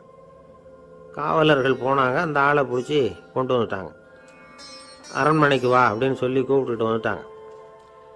என்ன நடந்ததுன்னு விசாரித்தார் ராமர். அதுக்கு அந்த ஆள் சொன்னார், நான் வந்து வீதி வழியாக வந்துக்கிட்டு இருந்தேன். குறுக்க இந்த நாய் வந்தது. நான் அவசரமாக போய்கிட்டு இருந்தேன். இது எனக்கு வழி விடாமல் குறுக்க பூந்து இடைஞ்சல் பண்ணிச்சு. எனக்கு கோபம் வந்துட்டுது, அதனால் அடிச்சுட்டேன். வேத சாஸ்திரம் படித்த நான் என் வசம் இழந்து கோபப்பட்டது பெரிய தப்பு தான். அதை நான் ஒத்துக்கிறேன், குற்றத்தை ஒப்புக்கொள்கிறேன். எனக்கு என்ன தண்டனை கொடுக்கணுமோ அதை கொடுங்க, ஏற்றுக்கிறேன் அப்படின்னு விட்டார். சரி, இப்போ அந்த ஆளுக்கு தண்டனை கொடுக்கணும். என்ன தண்டனை கொடுக்கறது யோசனை பண்ணார் ராமர். அதையும் அந்த நாய்கிட்டே கேட்டார். நீயே சொல்லு, என்ன தண்டனை கொடுக்கலாம் இவருக்கு அப்படின்னார். இதுக்கு அந்த நாய் என்ன சொல்லிச்சு தெரியுமா? இவரை ஏதாவது ஒரு கோயிலுக்கு தர்மகர்த்தாவாக நியமனம் பண்ணி கொடுங்க, அதுதான் இவருக்கு சரியான தண்டனை அப்படின்னுது. இதை கேட்டதும் ராமர் முகத்தில் புன்னகை. ஆனால் அங்கே இருந்த மற்றவங்களுக்கெல்லாம் ஆச்சரியம். அது எப்படி தப்பு செஞ்சவங்களுக்கு தண்டனை கொடுக்கறது தானே நியாயம், அதை விட்டுட்டு தர்மகர்த்தா பதவியை கொடுக்க சொல்லுதே இந்த நாய் அப்படிங்கிற ஆச்சரியம். இந்த சந்தேகத்தை அந்த நாய்கிட்டே கேட்டாங்க அங்கே இருந்தவங்க. இதுக்கு அந்த நாய் பதில் சொல்லிச்சான். நான் போன பிறவியில் ஒரு கோயிலுக்கு தர்மகர்த்தாவாக இருந்தேன். எவ்வளவோ கவனமாக எச்சரிக்கையாக தான் என்னுடைய கடமைகளை எல்லாம் செஞ்சுக்கிட்டு வந்தேன். அப்படி இருந்தாலும் சில சமயங்களில் என்னையும் மீறி கோயில் செல்வத்தை நான் அனுபவிக்கிறதுக்கு காரணமாயிட்டேன். ஒரு கோவிலுக்கு தர்மகர்த்தாவாக இருக்கிறவங்க எப்படியும் இந்த பாவத்திலேருந்து தப்பிக்கிறது கஷ்டம். அதனால தான் நான் இந்த பிறவியில் நாயாக பிறந்து இப்படி கஷ்டப்படுறேன். இதே நிலைமை இந்த ஆளுக்கும் ஏற்படணும் அப்படிங்கிறதுக்காக தான் அவரையும் ஒரு கோயிலுக்கு தர்மகர்த்தாவை நியமிக்கும்படி கேட்டுக்கிட்டேன் அப்படின்னு தான் இந்த நாய். இதிலேருந்து என்ன தெரியுது? எந்த பதவியில் நாம் இருந்தாலும் நமக்கு தெரியாமல் கூட அதை தவறாக உபயோகப்படுத்தக்கூடாதுங்கிறத இதிலேருந்து புரிஞ்சுக்கணும். இல்லைன்னா அடுத்த பிறவியில் நாயாக பிறந்து எங்கேயாவது போய் வாழை ஆட்டிகிட்டு நிற்க வேண்டியது தான். கோவில் வாசலில் 2 நாய் பேசிக்கிட்டு இருந்து தான், போன ஜென்மத்தில் நான் மனுஷனாக தான் இருந்தேன். ஒரு கோவில் பூசாரி பேச்சை கேட்டுவிட்டு அவரோட கூட்டு சேர்ந்துக்கிட்டு ஆண்டவன் போட்டிருந்த நகையெல்லாம் அபகரித்து என்கிட்ட கொடுத்தாரு அவர். நான் எடுத்துகிட்டு வந்துட்டேன். திருடினது அந்த ஆள் தான், எடுத்துக்கிட்டு வந்தது தான் நான். இருந்தாலும் நான் மட்டும் நாயாக பிறந்துட்டேன். இப்போ மட்டும் அந்த பூசாரி என்கிட்ட மாட்டினா கடித்து குதறி விடுவேன் அப்படின்னு தான். அவசரப்பட்டு அப்படி செஞ்சுடாதே. பதிலுக்கு அவரும் உன்னை திருப்பி கடித்தாலும் கடிச்சிருவார்.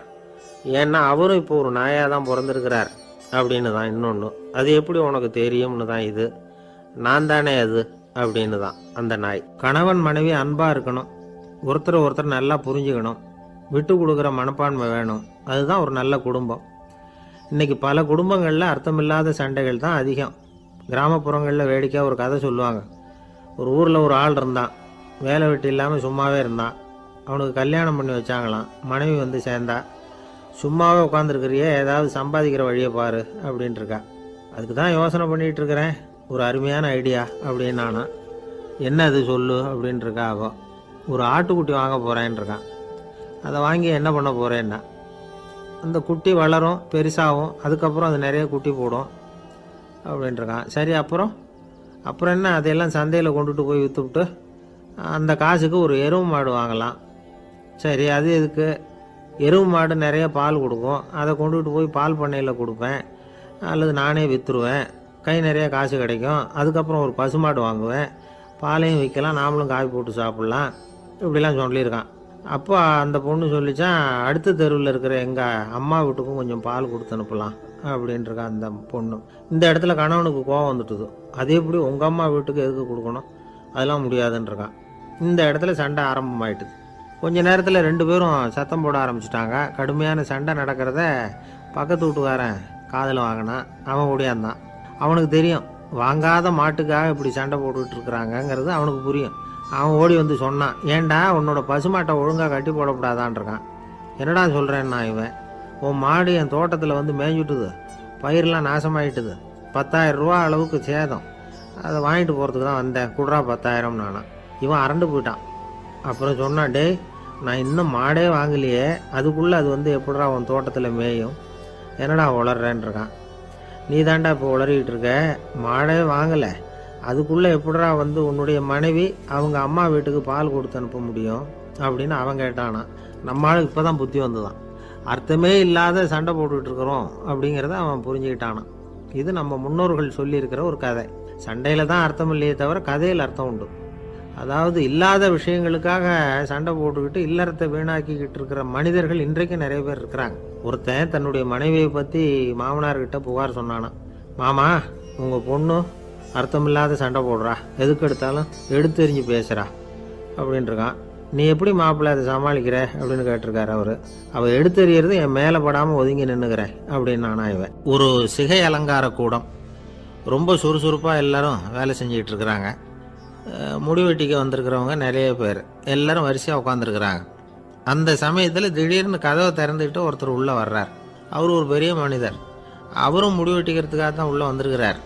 அவரை பார்த்த உடனே அங்கே வரிசையில் உட்காந்துருந்தவங்க எல்லாரும் எழுந்திரிச்சு அவர்கிட்ட வந்துட்டாங்க. அவரை சுற்றி நின்றுக்கிட்டாங்க. எப்படி இருக்கிறீங்க, நல்லா இருக்கீங்களா அப்படின்னு விசாரிக்க ஆரம்பிச்சிட்டாங்க. எல்லாம் முடிஞ்சதும் வந்தவர் கேட்டார், வரிசையில் கடைசியாக இருக்கிறவர் யார் அப்படின்னு கேட்டார். ஏன்னு கேட்டாங்க. நான் அதுக்கு அடுத்தபடியாக உட்காரணும், அதுக்காக தான் கேட்குறேன் அப்படின்னார். உடனே அங்கே இருந்தவங்கள்லாம் என்ன சொன்னாங்க தெரியுமா, நீங்கள் வரிசையில் காத்திருக்கக்கூடாது, நீங்கள் அரசாங்கத்தின் தலைவர், உங்களுக்கு நேரம் முக்கியம், அதனால் நீங்கள் முன்னாடி போங்க அப்படின்னு சொன்னாங்க. ஆனால் அதை அவர் கேட்கல. தோழர்களே, உங்களுடைய கருத்துக்கு ரொம்ப நன்றி, எல்லாரும் வரிசையாக தான் வரணும், அதுதான் முறை, வரிசையில் வரணுங்கிற நடைமுறையை நானும் பின்பற்ற விரும்புகிறேன். நாம் எல்லாரும் சமமானவர்கள் அப்படின்னார். இப்படி சொல்லிவிட்டு வரிசையில் கடைசியாக இருந்த ஒரு நாற்காலியில் போய் உட்காந்துக்கிட்டார். தன் சட்டை பையில் இருந்த ஒரு செய்தித்தாளை எடுத்தார், படிக்க ஆரம்பிச்சிட்டார். ஆனால் அங்கே இருந்தவங்களால இதை பார்த்துக்கிட்டு சும்மா இருக்க முடியல. ஒருத்தர் எழுந்திரிச்சு வந்தார். ஐயா, இப்போ என்னுடைய முறை வந்திருக்குது, நான் தான் போக வேண்டிய முறை. உங்களை இங்கே காத்திருக்க வைக்கிறத விட ஒரு 5 ஆண்டுகளுக்கு கூட நான் முடிவெட்டிக்காமே இருந்துட முடியும் அப்படின்னார். அவர் மறுபடியும் சொன்னார், ஐயா, நீங்கள் வரிசை முறையை தாண்டி போக விருப்பப்படல, சரி, ஆனால் என்னுடைய முறையை மாற்றி கொடுக்கறதுக்கு எனக்கு முழு உரிமை இருக்குது. இதுக்கு பதிலாக உங்களுடைய கடைசி இடத்த நான் எடுத்துக்கிறேன், இதை நீங்கள் மறுக்க முடியாதுன்னார். அங்கே இருந்த மற்றவங்களும் இதை ஒரு மனசாக வற்புறுத்த ஆரம்பிச்சிட்டாங்க. அந்த பெரிய மனிதர் பார்த்தார், சரின்னு கடைசியாக ஒத்துக்கிட்டார். அவர் யார் தெரியுமா? அவர் தான் மாவீரர் லெனின். ரஷ்யாவில் கிரெம்ளின் சிகை அலங்கார கூடத்தில் தான் இது நடந்தது. எல்லாரும் இந்நாட்டு மன்னர்கள்னு வாயளவில் பேசுகிறதுல என்ன பிரயோஜனம்? நாம் எல்லாரும் சமங்கிறத நடைமுறையில் கடைப்பிடிச்சி காட்டினவங்க கொஞ்சம் பேர் தான். அவங்களில் ஒருத்தர் தான் லெனின். வரிசையில் நின்று வர்றதுங்கிறது ஒரு சிறந்த பண்பு, உயர்ந்த பண்பு. இன்றைக்கி பல இடங்களில் அது நமக்கு தேவைப்படுது.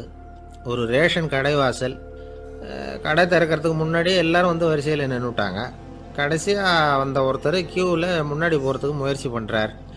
ஏற்கனவே நின்றுட்டு இருக்கிறவங்க அவரை முன்னாடி போகிறதுக்கு விட மாட்டேங்கிறாங்க. கடைசியாக போய் நில்லையா அப்படின்னு எல்லோரும் கத்துறாங்க. அது அவர் காதில் வாங்கலை.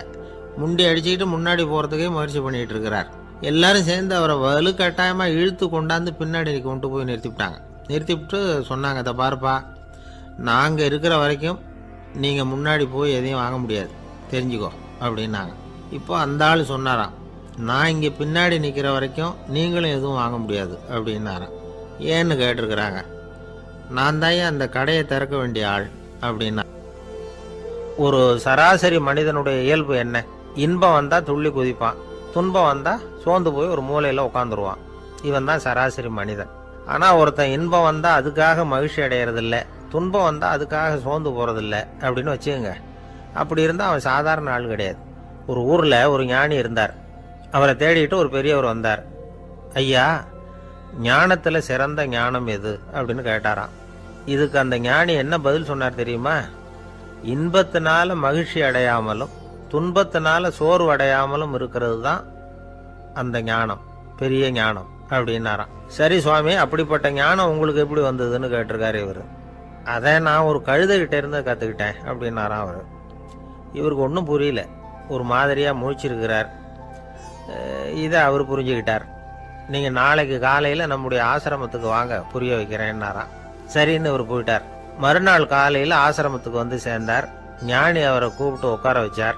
வாங்க, இப்படி உட்காருங்க, கொஞ்ச நேரத்தில் இந்த வழியாக ஒரு கழுதை போகும், அதை கவனித்து பாருங்கன்னாராம்.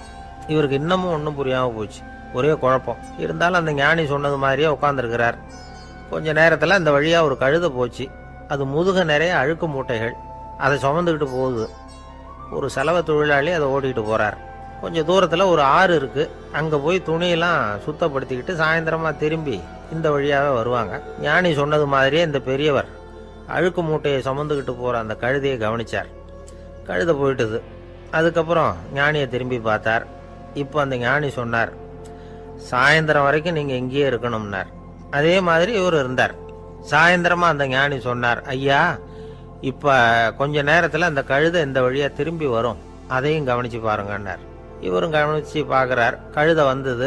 அது முதுகில் சலவை செய்யப்பட்ட துணி மூட்டை, அது பாட்டுக்கு சுமந்துக்கிட்டு போய்கிட்டு இருக்குது. பெரியவருக்கு ஒன்றும் புரியல, பொறுமை இழந்துட்டார். சரி சுவாமி, இந்த கழுதைக்கும் உங்கள் ஞானத்துக்கும் என்ன சம்பந்தம் அப்படின்னார். இப்போ அந்த ஞானி விளக்கினார்.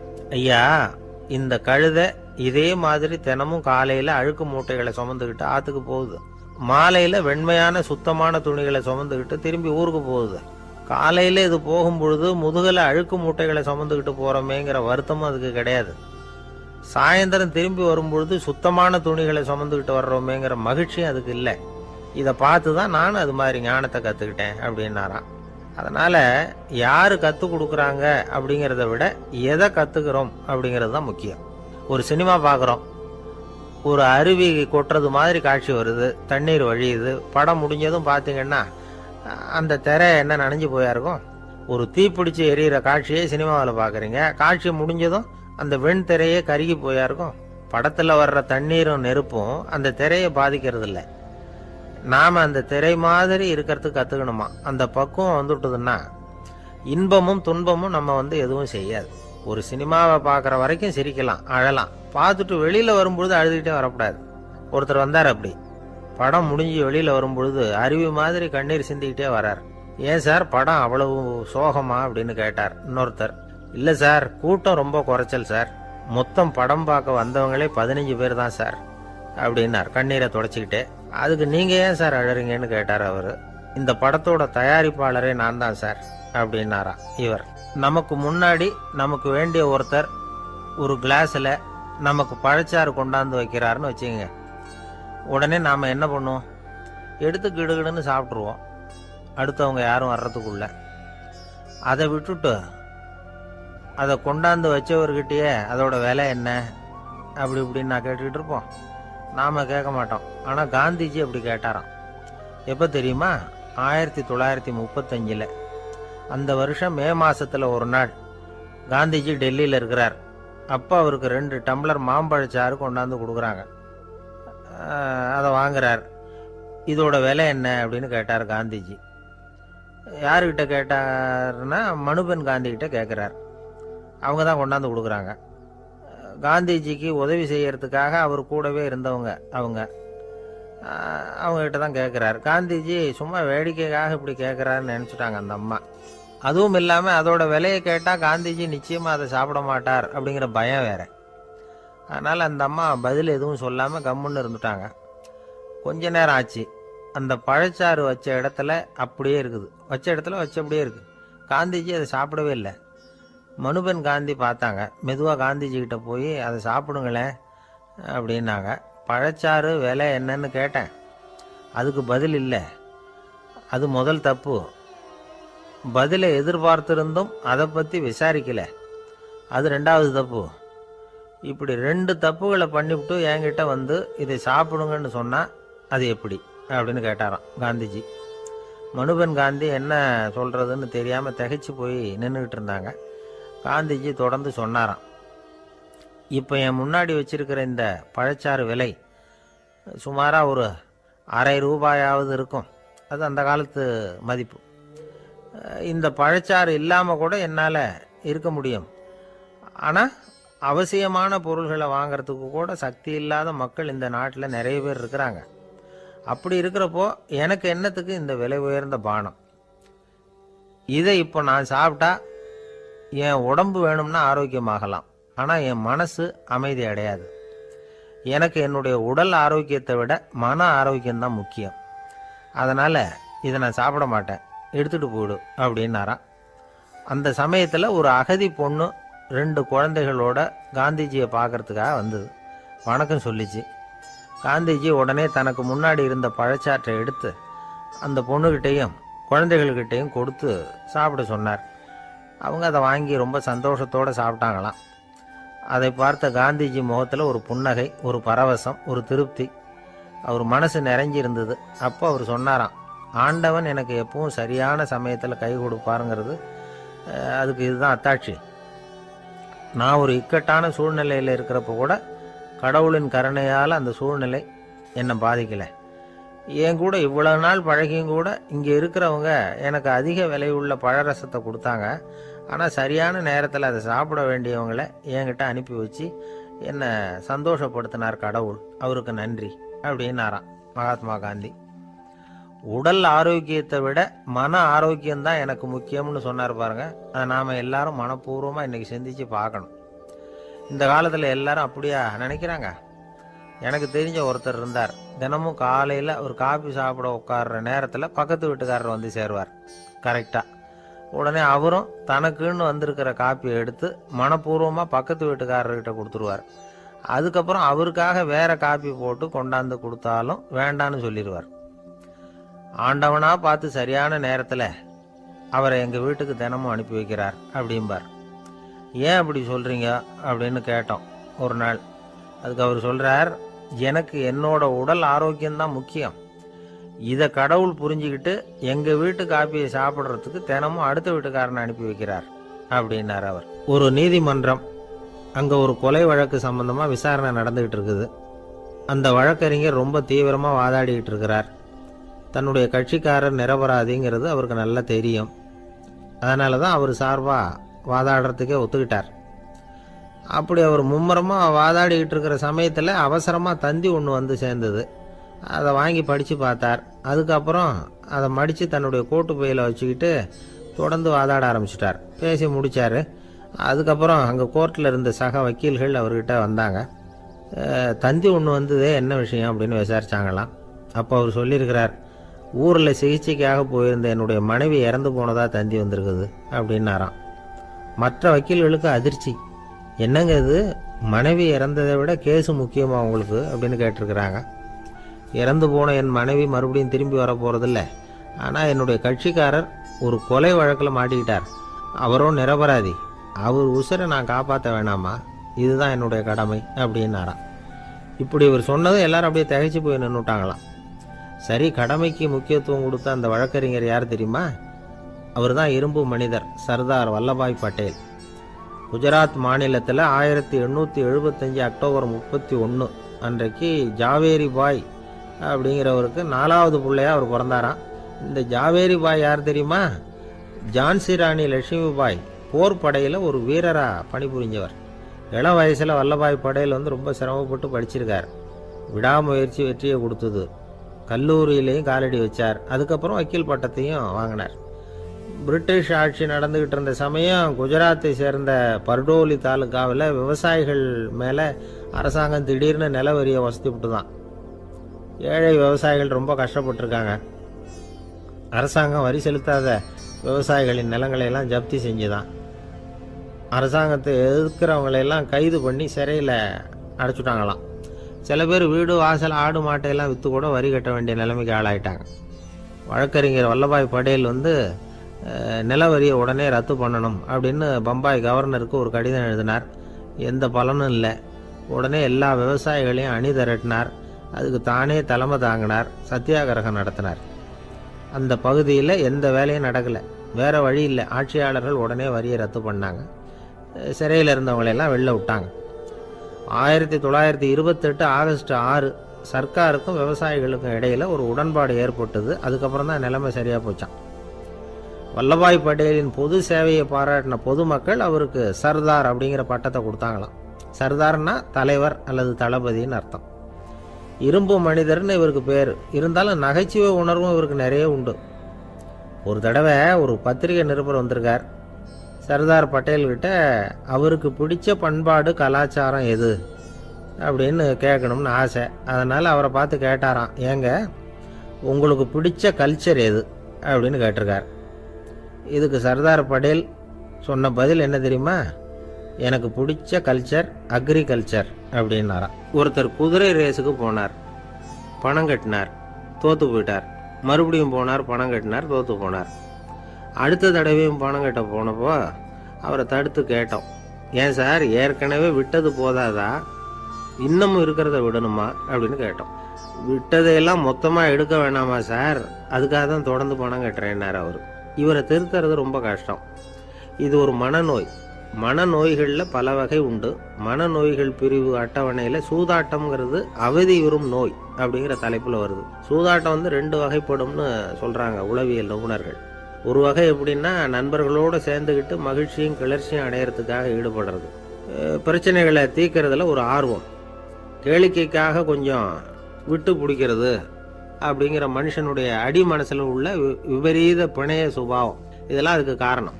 இன்னொரு வகை எப்படின்னா, சூதாட்டத்தில் ஈடுபட்டு ஒரு கட்டாய நிலைமைக்கு ஆளாயிடுறது. ஈடுபடு அப்படின்னு மனசு ஒரு வெறித்தன்மையை தூண்டிக்கிட்டே இருக்கும். இப்படிப்பட்டவங்களுக்கு நாம் தோத்துக்கிட்டு இருக்கோங்கிறது தெரியும். நாம் ஜெயிக்கிறதுக்கான சந்தர்ப்பம் இல்லைங்கிறதும் தெரியும். இதனால் நமக்கும் கஷ்டம், நம்ம சுற்றி இருக்கிறவங்களுக்கும் கஷ்டங்கிறதும் புரியும். அப்படி இருந்தும் சூதாடுவாங்க. இதுக்கு காரணம் சூதாடியின் பகற்கனவு அப்படிங்கிறாங்க நிபுணர்கள். இந்த நிலைமைக்கு கட்டாய சூதாட்டம் அல்லது நிர்பந்த சூதாட்டம் அப்படின்னு பேர் வச்சிருக்கிறாங்க. இப்படிப்பட்ட ஆசாமி இருக்கிறது பூரா விட்டுருவான், கடன் வாங்குவான், திருடுவான். இருந்தாலும் என்னைக்காவது ஒரு நாள் ஜெயிச்சிருவேன் அப்படின்னு சொல்லிக்கிட்டே இருப்பான். விட்டதை எடுத்துருவேங்கிற ஒரு நம்பிக்கை சுடர் அவனுக்குள்ளே எரிஞ்சுக்கிட்டே இருக்கும். இவனை மனநோயாளி அப்படின்னு சொல்லிட முடியாதான். என்ன காரணம்னா, இது மாதிரி ஆளுங்க கிட்ட மன போராட்டமோ கவலையோ பதட்டமோ இருக்கிறது இல்ல. சில விசேஷமான குணங்கள் இவங்க கிட்ட உண்டு. எதிர்ப்பு உணர்ச்சி, சிறுபிள்ளைத்தனம், சட்ட திட்டங்களையும் சம்பிரதாயங்களையும் உட தெரியாத மனப்போக்கு, பொறுப்பில்லாத தன்மை, நெறி தவறி நடக்கிறது எல்லாம் இவங்க கிட்ட உண்டு. ஆனால் வெளிப்பார்வைக்கு ரொம்ப சிநேகமாக இருப்பாங்க, அன்பாக இருப்பாங்க. அப்படி இருக்கிறதாக காட்டிக்குவாங்க. ஆதாயம், சுயலாபம் இதெல்லாம் கருதி தான் பழகுவாங்க. இவங்க கேட்குறப்ப நாம் பணம் கொடுக்கலன்னு வச்சுக்கோங்க, நம்மளை கை விட்டுருவாங்க. நம்ம மேலே அபாண்டமாக பழி சுமத்துறது கூட தயங்க மாட்டாங்க. தங்களுடைய சூதாட்ட நடவடிக்கைகளுக்கு சாதகமான காரணங்களை சொல்லிகிட்டு இருப்பாங்க. நீ வேணும்னா பாரு, ஒரே நாளில் நான் இழந்ததையெல்லாம் மீட்டு லட்சாதிபதி ஆறேன்னா இல்லையா பாரு அப்படிம்பாங்க. தோற்று போகிறத ஒரு படிப்பினையாக இவங்க எடுத்துக்கிறதே இல்லை. தோற்று போகிறதுலேயே இவங்களுக்கு ஒரு அலாதியான சுகம். தனக்குத்தானே துன்பத்தை வரவழைச்சிக்கிட்டு இன்பம் அடையிறதுக்கு தன்வதை சுகம் அப்படின்னு பேர். இவங்கெல்லாம் அந்த ரகம். சில பேர் எப்படி தெரியுமா, மந்திர எண்ணங்களை வரவழைச்சிக்கிறது, சூதாடுறதுக்காக ஆஃபீஸில் கையாடல் பண்ணுறது, அடுத்தவங்க கிட்ட இருந்து திருடுறது. இந்த மந்திர எண்ணம் தீவிரமாச்சுன்னா ஒரு மாதிரியாக பேச ஆரம்பிச்சிருவாங்க. தோல்விதான் சார் வெற்றிக்கு முதல் படியும்பாங்க. தன்னால் பகடக்காய்களையும் குதிரை ஓட்டிகளையும், அதாவது இந்த ஜாக்கிகள், அதெல்லாம் கட்டுப்படுத்த முடியுங்கிற பித்து நிலைக்கு இவங்கெல்லாம் தள்ளப்பட்டுருவாங்க. சில சூதாடிகள் ஆராய்ச்சி பார்த்ததுல என்ன தெரிய வந்தது தெரியுமா, அவங்கெல்லாம் குழந்தை பருவத்தில் அன்புக்காக ஏங்கினவங்களாம், புறக்கணிக்கப்பட்டவங்களாம், உதவிகளை பெற முடியாதவங்க, இப்படிலாம் இருந்திருக்கிறாங்க. இவங்க வளர வளர மற்றவங்க சௌகரியம் பற்றி அக்கறை இல்லாதவங்களாம் ஆயிடுறாங்க. அதிர்ஷ்ட தேவதை தன்னோட இருக்கிறாங்க அப்படிங்கிற அசையாத நம்பிக்கை இவங்களுக்கு. இவங்களை திருத்துறது ரொம்ப கஷ்டம். அதனால பந்தயம், சூதாட்டம் இது மாதிரியான விஷயங்களை விட்டு விலகியே இருக்கிறது தான் நமக்கு நல்லது. ஒரு ஆள் சொன்னான், என்னுடைய குதிரை வேகமாக ஓடுறதுக்கு என்ன வழி அப்படின்னு கால்நடை மருத்துவர்கிட்ட யோசனை கேட்டேன். அவர் ஒரு பாட்டில் நிறைய மாத்திரைகளை கொடுத்து தினம் 2 மாத்திரை வேதமாக கொடுக்க சொன்னார்.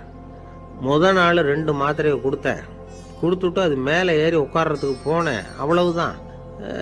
அதுக்குள்ளே அது அம்பு மாதிரி பாஞ்சு ஓடி போச்சு.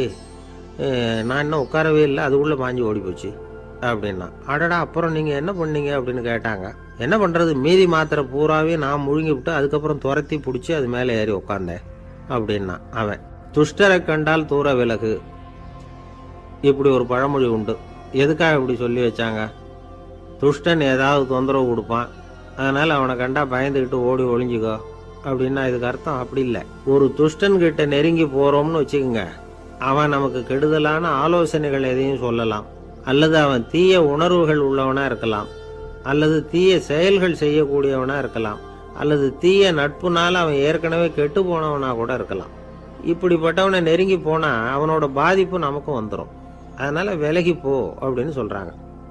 இதையே கொஞ்சம் விவரமா இப்ப பார்ப்போமே. இப்ப இந்த துஷ்டர்களை 4 வகையா பிரிக்கிறாங்க. இந்த 4 வகைக்கும் உதாரணம் வேணும்னா வேற எங்கேயும் போக வேண்டியதில்லை, மகாபாரதத்தை பார்த்தாவே போதும். அதுல இந்த 4 வகையான தீயோரும் வர்றாங்க. முதல் வகைக்கு உதாரணம் சகுனி. இவன் மனசுல எப்பவும் தீய எண்ணங்கள் தான் நிறைஞ்சி இருக்கும். கனவுல கூட தீய ஆலோசனைகள். யாராவது ஒருத்தர் நல்லபடியா வாழ்ந்தா அதை இவனால சகிச்சிக்க முடியாது. இப்படிப்பட்டவனோட நெருங்கிய தொடர்பு துரியோதனனுக்கு கிடைச்சது. துரியோதனன் எப்படின்னா, அவன் ஏற்கனவே தீய காரியங்கள் செய்யறதுக்கு தயங்காதவன். அப்படிப்பட்டவனுக்கு தீய போதனைகள் செய்யறதுக்கு சகுனி உதவுனா.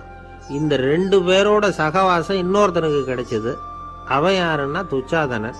அவன் தீய நடத்தை உள்ளவன். இந்த 3 பேரும் ஒண்ணு சேர்ந்தா என்னத்துக்கு ஆகும்? உலகமே கெட்டு போடும்ல. இந்த 3 துஷ்டர்களோட நல்லவன் ஒருத்தன் சேர்ந்தான். அவன் தான் கர்ணன். கர்ணன் இயல்பாவே உத்தம குணம் உள்ளவன். அவன் நல்லவங்களோட சேராம இப்படிப்பட்ட கெட்டவங்க கிட்ட நட்பு வச்சுக்கிட்டான். அதனால அவனும் தீய செயல்களில் ஈடுபடுறது மாதிரி ஆயிடுது.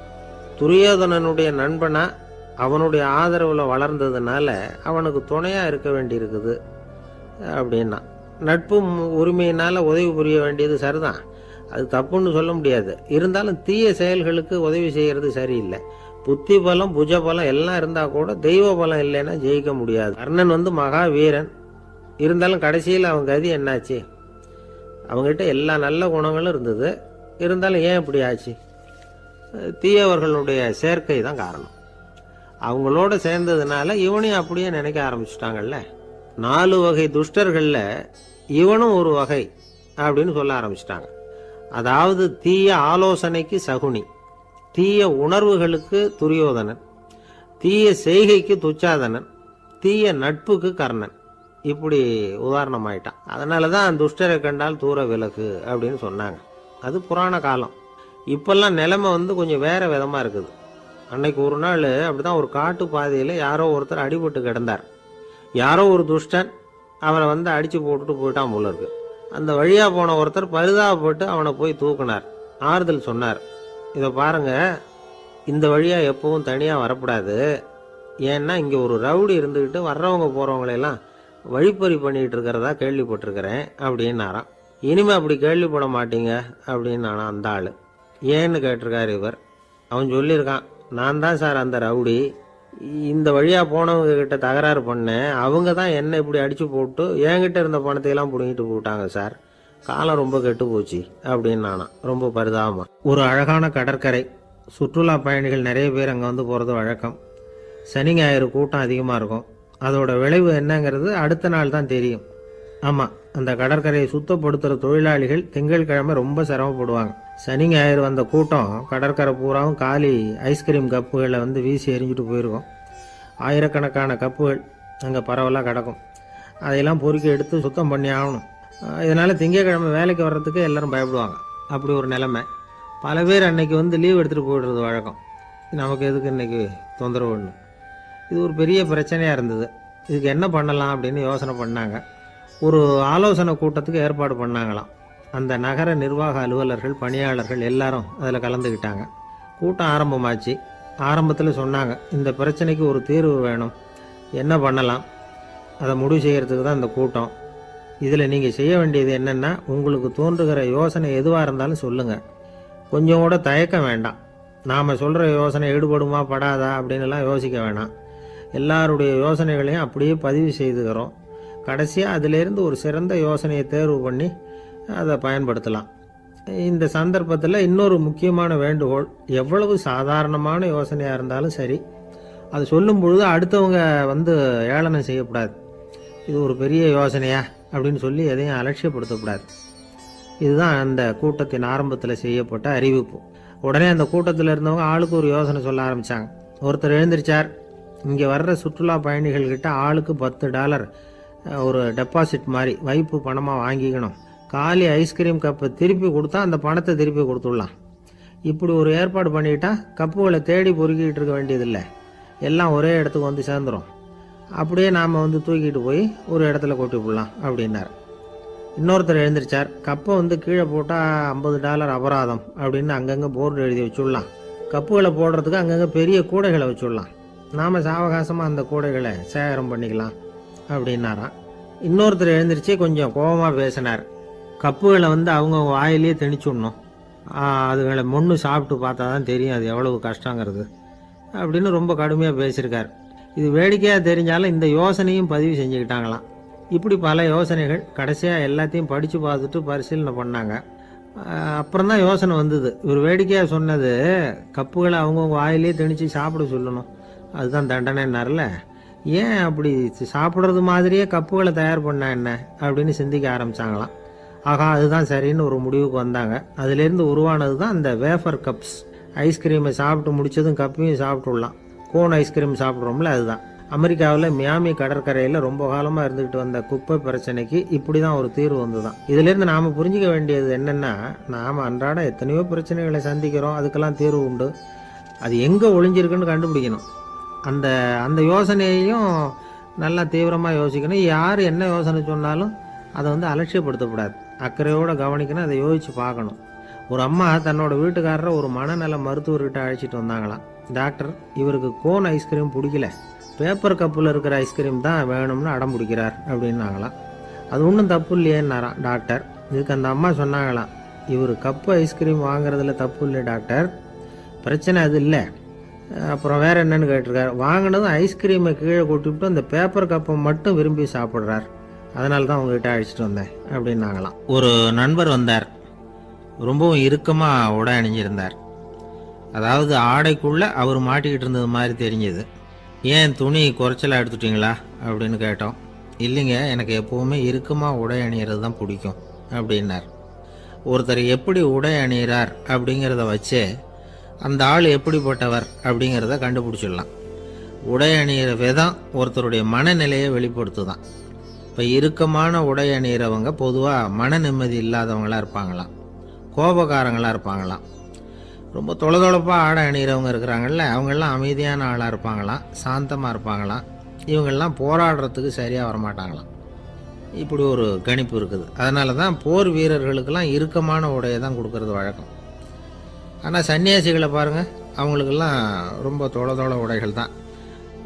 அவங்கெல்லாம் வந்து டைட் பேண்ட் போட்டுக்கிட்டு நிற்க மாட்டாங்க சன்னியாசிகள்லாம்.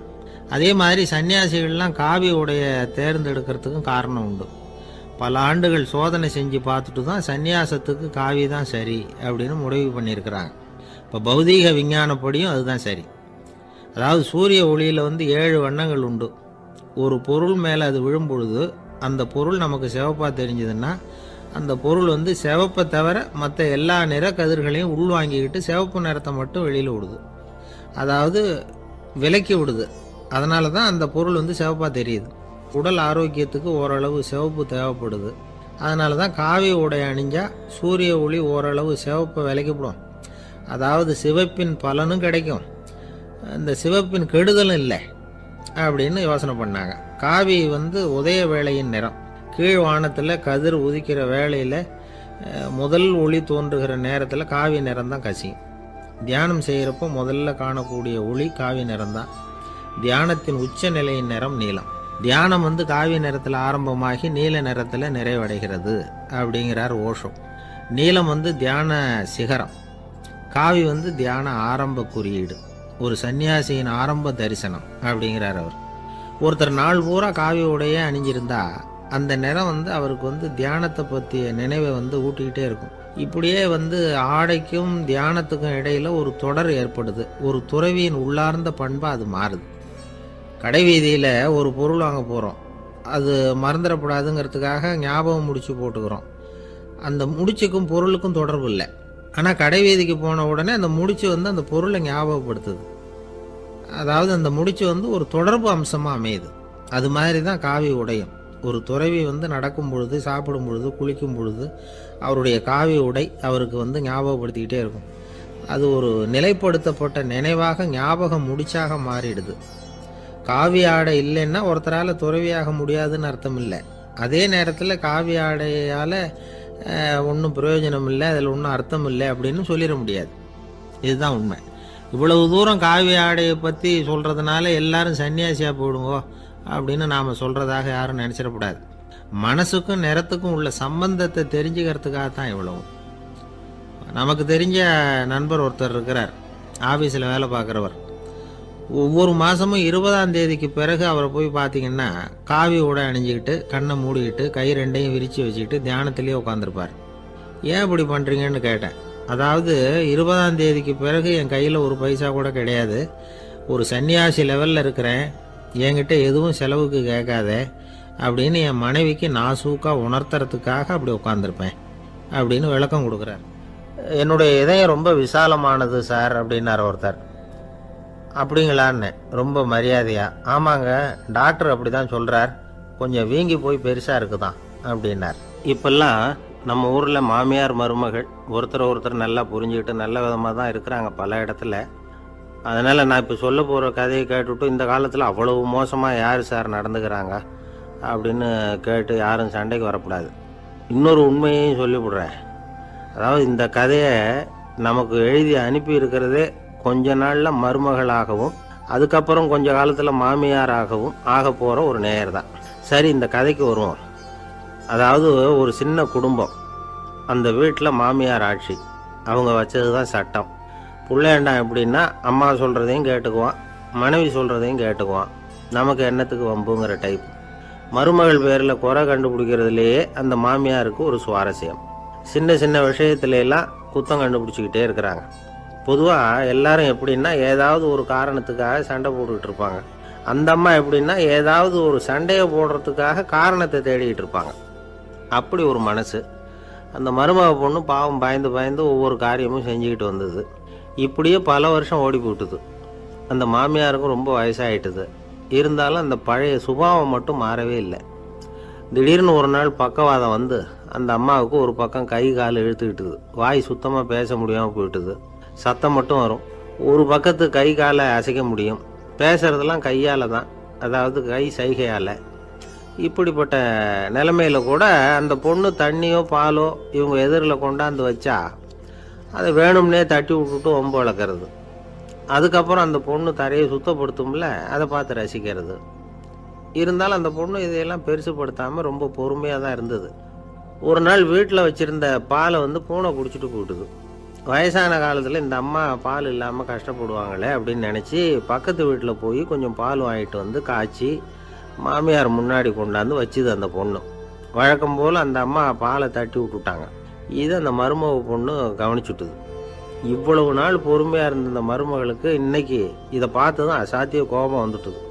கதவுக்கு பக்கத்தில் சாத்தி வச்சுருந்த உலக்கையை எடுத்து மாமியார் தலையில் போட, அது குறி தவறி கழுத்தில் பட, அந்த அம்மா கழுத்தை பிடிச்சிக்கிட்டு ஊன்னு கத்த, இந்த பொண்ணு ஒன்றும் அலட்டிக்காமல் உலக்கையை எடுத்து மறுபடியும் கதவு பக்கம் சாத்தி வச்சுட்டு அது பாட்டுக்கு நடந்து போயிட்டுது. இருந்தாலும் மனசுக்குள்ளே லேசாக ஒரு பயம். கணவன் வீட்டுக்கு வந்ததும் என்ன விஷயம்னு கேட்டால் எப்படி சமாளிக்கிறது? அன்னைக்குன்னு பார்த்து ரொம்ப நேரம் கழித்து வீடு வந்து சேர்ந்தான் கணவன். உடனே அந்த அம்மா புகார் பண்ண ஆரம்பிச்சுட்டுது. பேச்சு தான் வராத, அதனால் ஒரு பக்கத்து கையால் சைகை காட்டுது. கதவுக்கு பக்கத்தில் இருந்த உலக்க பக்கமாக கையை நீட்டி காட்டி, அப்படியே அந்த கையை தன் கழுத்துக்கு பின்பக்கமாக சுற்றி காட்டி, நாக்கை வெளியில் நீட்டி நடந்த விஷயத்தை புரிய வைக்கிறதுக்கு முயற்சி பண்ணுது. இவனுக்கு ஒன்றும் புரியல, என்ன சொல்கிறாங்க அம்மா அப்படின்னு மனைவிகிட்ட கேட்குறான்.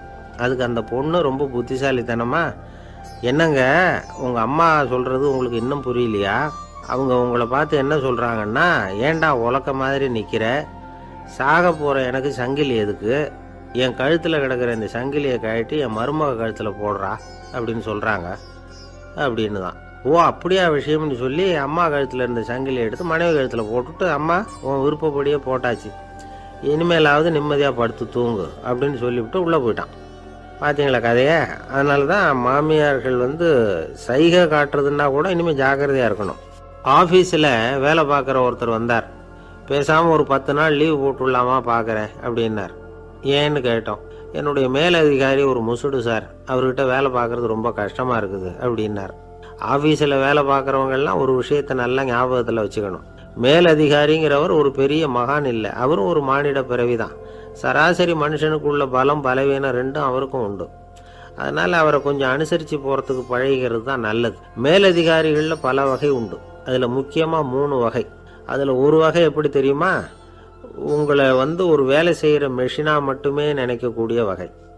இவங்கள்லாம் எப்படின்னா, எங்கேயாவது வெளியூர் போயிருந்தா கூட அங்கேருந்து ஃபோன் பண்ணுவாங்க, அந்த வேலை என்னாச்சு இந்த வேலை என்னாச்சு அப்படின்னு. இவங்களுக்கெல்லாம் உங்கள் நலனை பற்றியோ உங்கள் குடும்பத்தை பற்றியோ அக்கறை இருக்காது. நீங்கள் சொல்கிற யோசனை எதுவும் இவங்ககிட்ட எடுபடாது. கொடுத்த வேலையை பாரு, நீ எனக்கு புத்தி சொல்ல வேணாம் அப்படிம்பாங்க. இவங்களை அனுசரித்து போகிறதுக்கு ஒரே வழி, இவங்க எதை சொன்னாலும் சரின்னு சொல்லிவிட்டு வேலையை கவனிக்க வேண்டியது தான். இவங்ககிட்ட வேற எந்த கேள்வியும் கேட்டுக்கிட்டு இருக்கக்கூடாது. ஆமாம் சாமி போடுறது கௌரவ குறைச்சல் இல்லை, அது ஒரு அலுவலக சௌகரியம், அவ்வளவுதான். இன்னொரு வகையான மேலதிகாரிகள் எப்படி தெரியுமா? இவங்கெல்லாம் ஆஃபீஸ் வேலையை பற்றி அதிகமாக கவலைப்பட்டுக்கிட்டு இருக்க மாட்டாங்க. தங்களுடைய சொந்த இமேஜ் பாதிக்கப்படக்கூடாதுங்கிறதுலையே கவனமாக இருப்பாங்க. இவங்கெல்லாம் அடிக்கடி உங்கள் நலனை விசாரிப்பாங்க. அதே மாதிரி நீங்களும் அவரை விசாரிக்கணும்னு எதிர்பார்ப்பாங்க. இந்த ரக அதிகாரிகளுக்கெல்லாம் புது வருட வாழ்த்து அனுப்பலாம், பிறந்தநாள் வாழ்த்து அனுப்பலாம். அவருக்கு எங்கேயாவது ஒரு பாராட்டு விழா நடந்தால் முதல் வரிசையில் போய் உட்காந்து உங்கள் முகத்தை காட்டலாம். ஆஃபீஸ் வேலையை மட்டுமே பார்க்குற பணியாளர்கள் இது மாதிரி அதிகாரிகள்கிட்ட நல்ல பேர் வாங்க முடியாது. இன்னொரு வகையான மேலதிகாரிகள் உண்டு. அவங்க எப்படின்னா, ஆஃபீஸ் வேலையை பற்றியும் கவலைப்பட மாட்டாங்க, தனக்கு கீழே வேலை பார்க்குறவங்கள பற்றியும் கவலைப்பட மாட்டாங்க. எக்காரணம் கொண்டும் தன்னுடைய பொசிஷனுக்கு ஆபத்து வந்துடக்கூடாதுன்னே நினைக்கக்கூடியவங்க இவங்க. இவங்களால் கடுமையான வேலை செய்யவும் முடியாது, தீர்மானிக்கவும் முடியாது. எந்த முடிவையும் எடுக்காமல் அப்படியே தள்ளி போட்டுக்கிட்டே போடுவாங்க எல்லாத்தையும். இதனால் என்ன ஆகும்னா, இவருக்கு கீழே வேலை பார்க்குற உங்களுக்கு பொறுப்பு அதிகமாகிடும். இவங்ககிட்ட போய் பிரச்சனையை மட்டும் சொல்லி பிரயோஜனம் இல்லை, அதுக்கான முடிவுகளை நீங்களே சொல்லணும். அப்போ தான் இது மாதிரி அதிகாரிகள்கிட்ட நல்ல பேர் வாங்கலாம். அட்லீஸ்ட் கெட்ட பேர் வாங்காமலாவது காலம் தள்ளலாம். ஆஃபீஸில் வேலை பார்க்குறவங்க முக்கியமாக சில விஷயங்களை ஞாபகத்தில் வச்சுக்கணும். ஆஃபீஸில் நடக்கிற நல்லது கெட்டது எதுவாக இருந்தாலும் உடனடியாக மேலதிகாரிகிட்ட தெரிவிக்கிறது நல்லது. 3வது மனிதர் மூலமாக அதை அவர் தெரிஞ்சுக்கிறது அவ்வளவு நல்லதில்லை. எந்த மேல் அதிகாரியுமே தான் இந்த சர்பாஸ் செய்யப்படுறத விரும்புறதில்லை. அதனால் அவருக்கு தெரியாமல் மேலிடத்துக்கு மணி எழுதி போடக்கூடாது. அப்படி எழுதி போடுறவங்க சில பேர் இருக்கிறாங்க.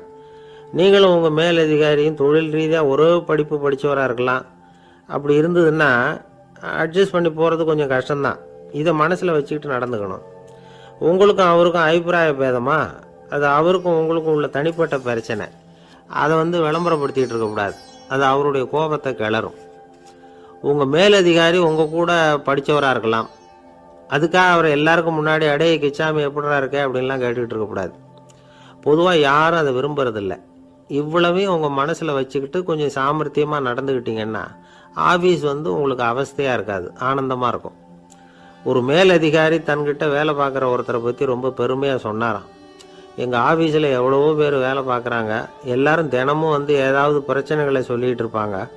ஆனால் இவர் ஒருத்தர் மட்டும்தான் இது வரைக்கும் என்கிட்ட எந்த பிரச்சனையும் சொன்னதே இல்லை. அவர் பாட்டுக்கு வருவார், வேலை பார்ப்பார், போயிடுவார் அப்படின்னாராம்.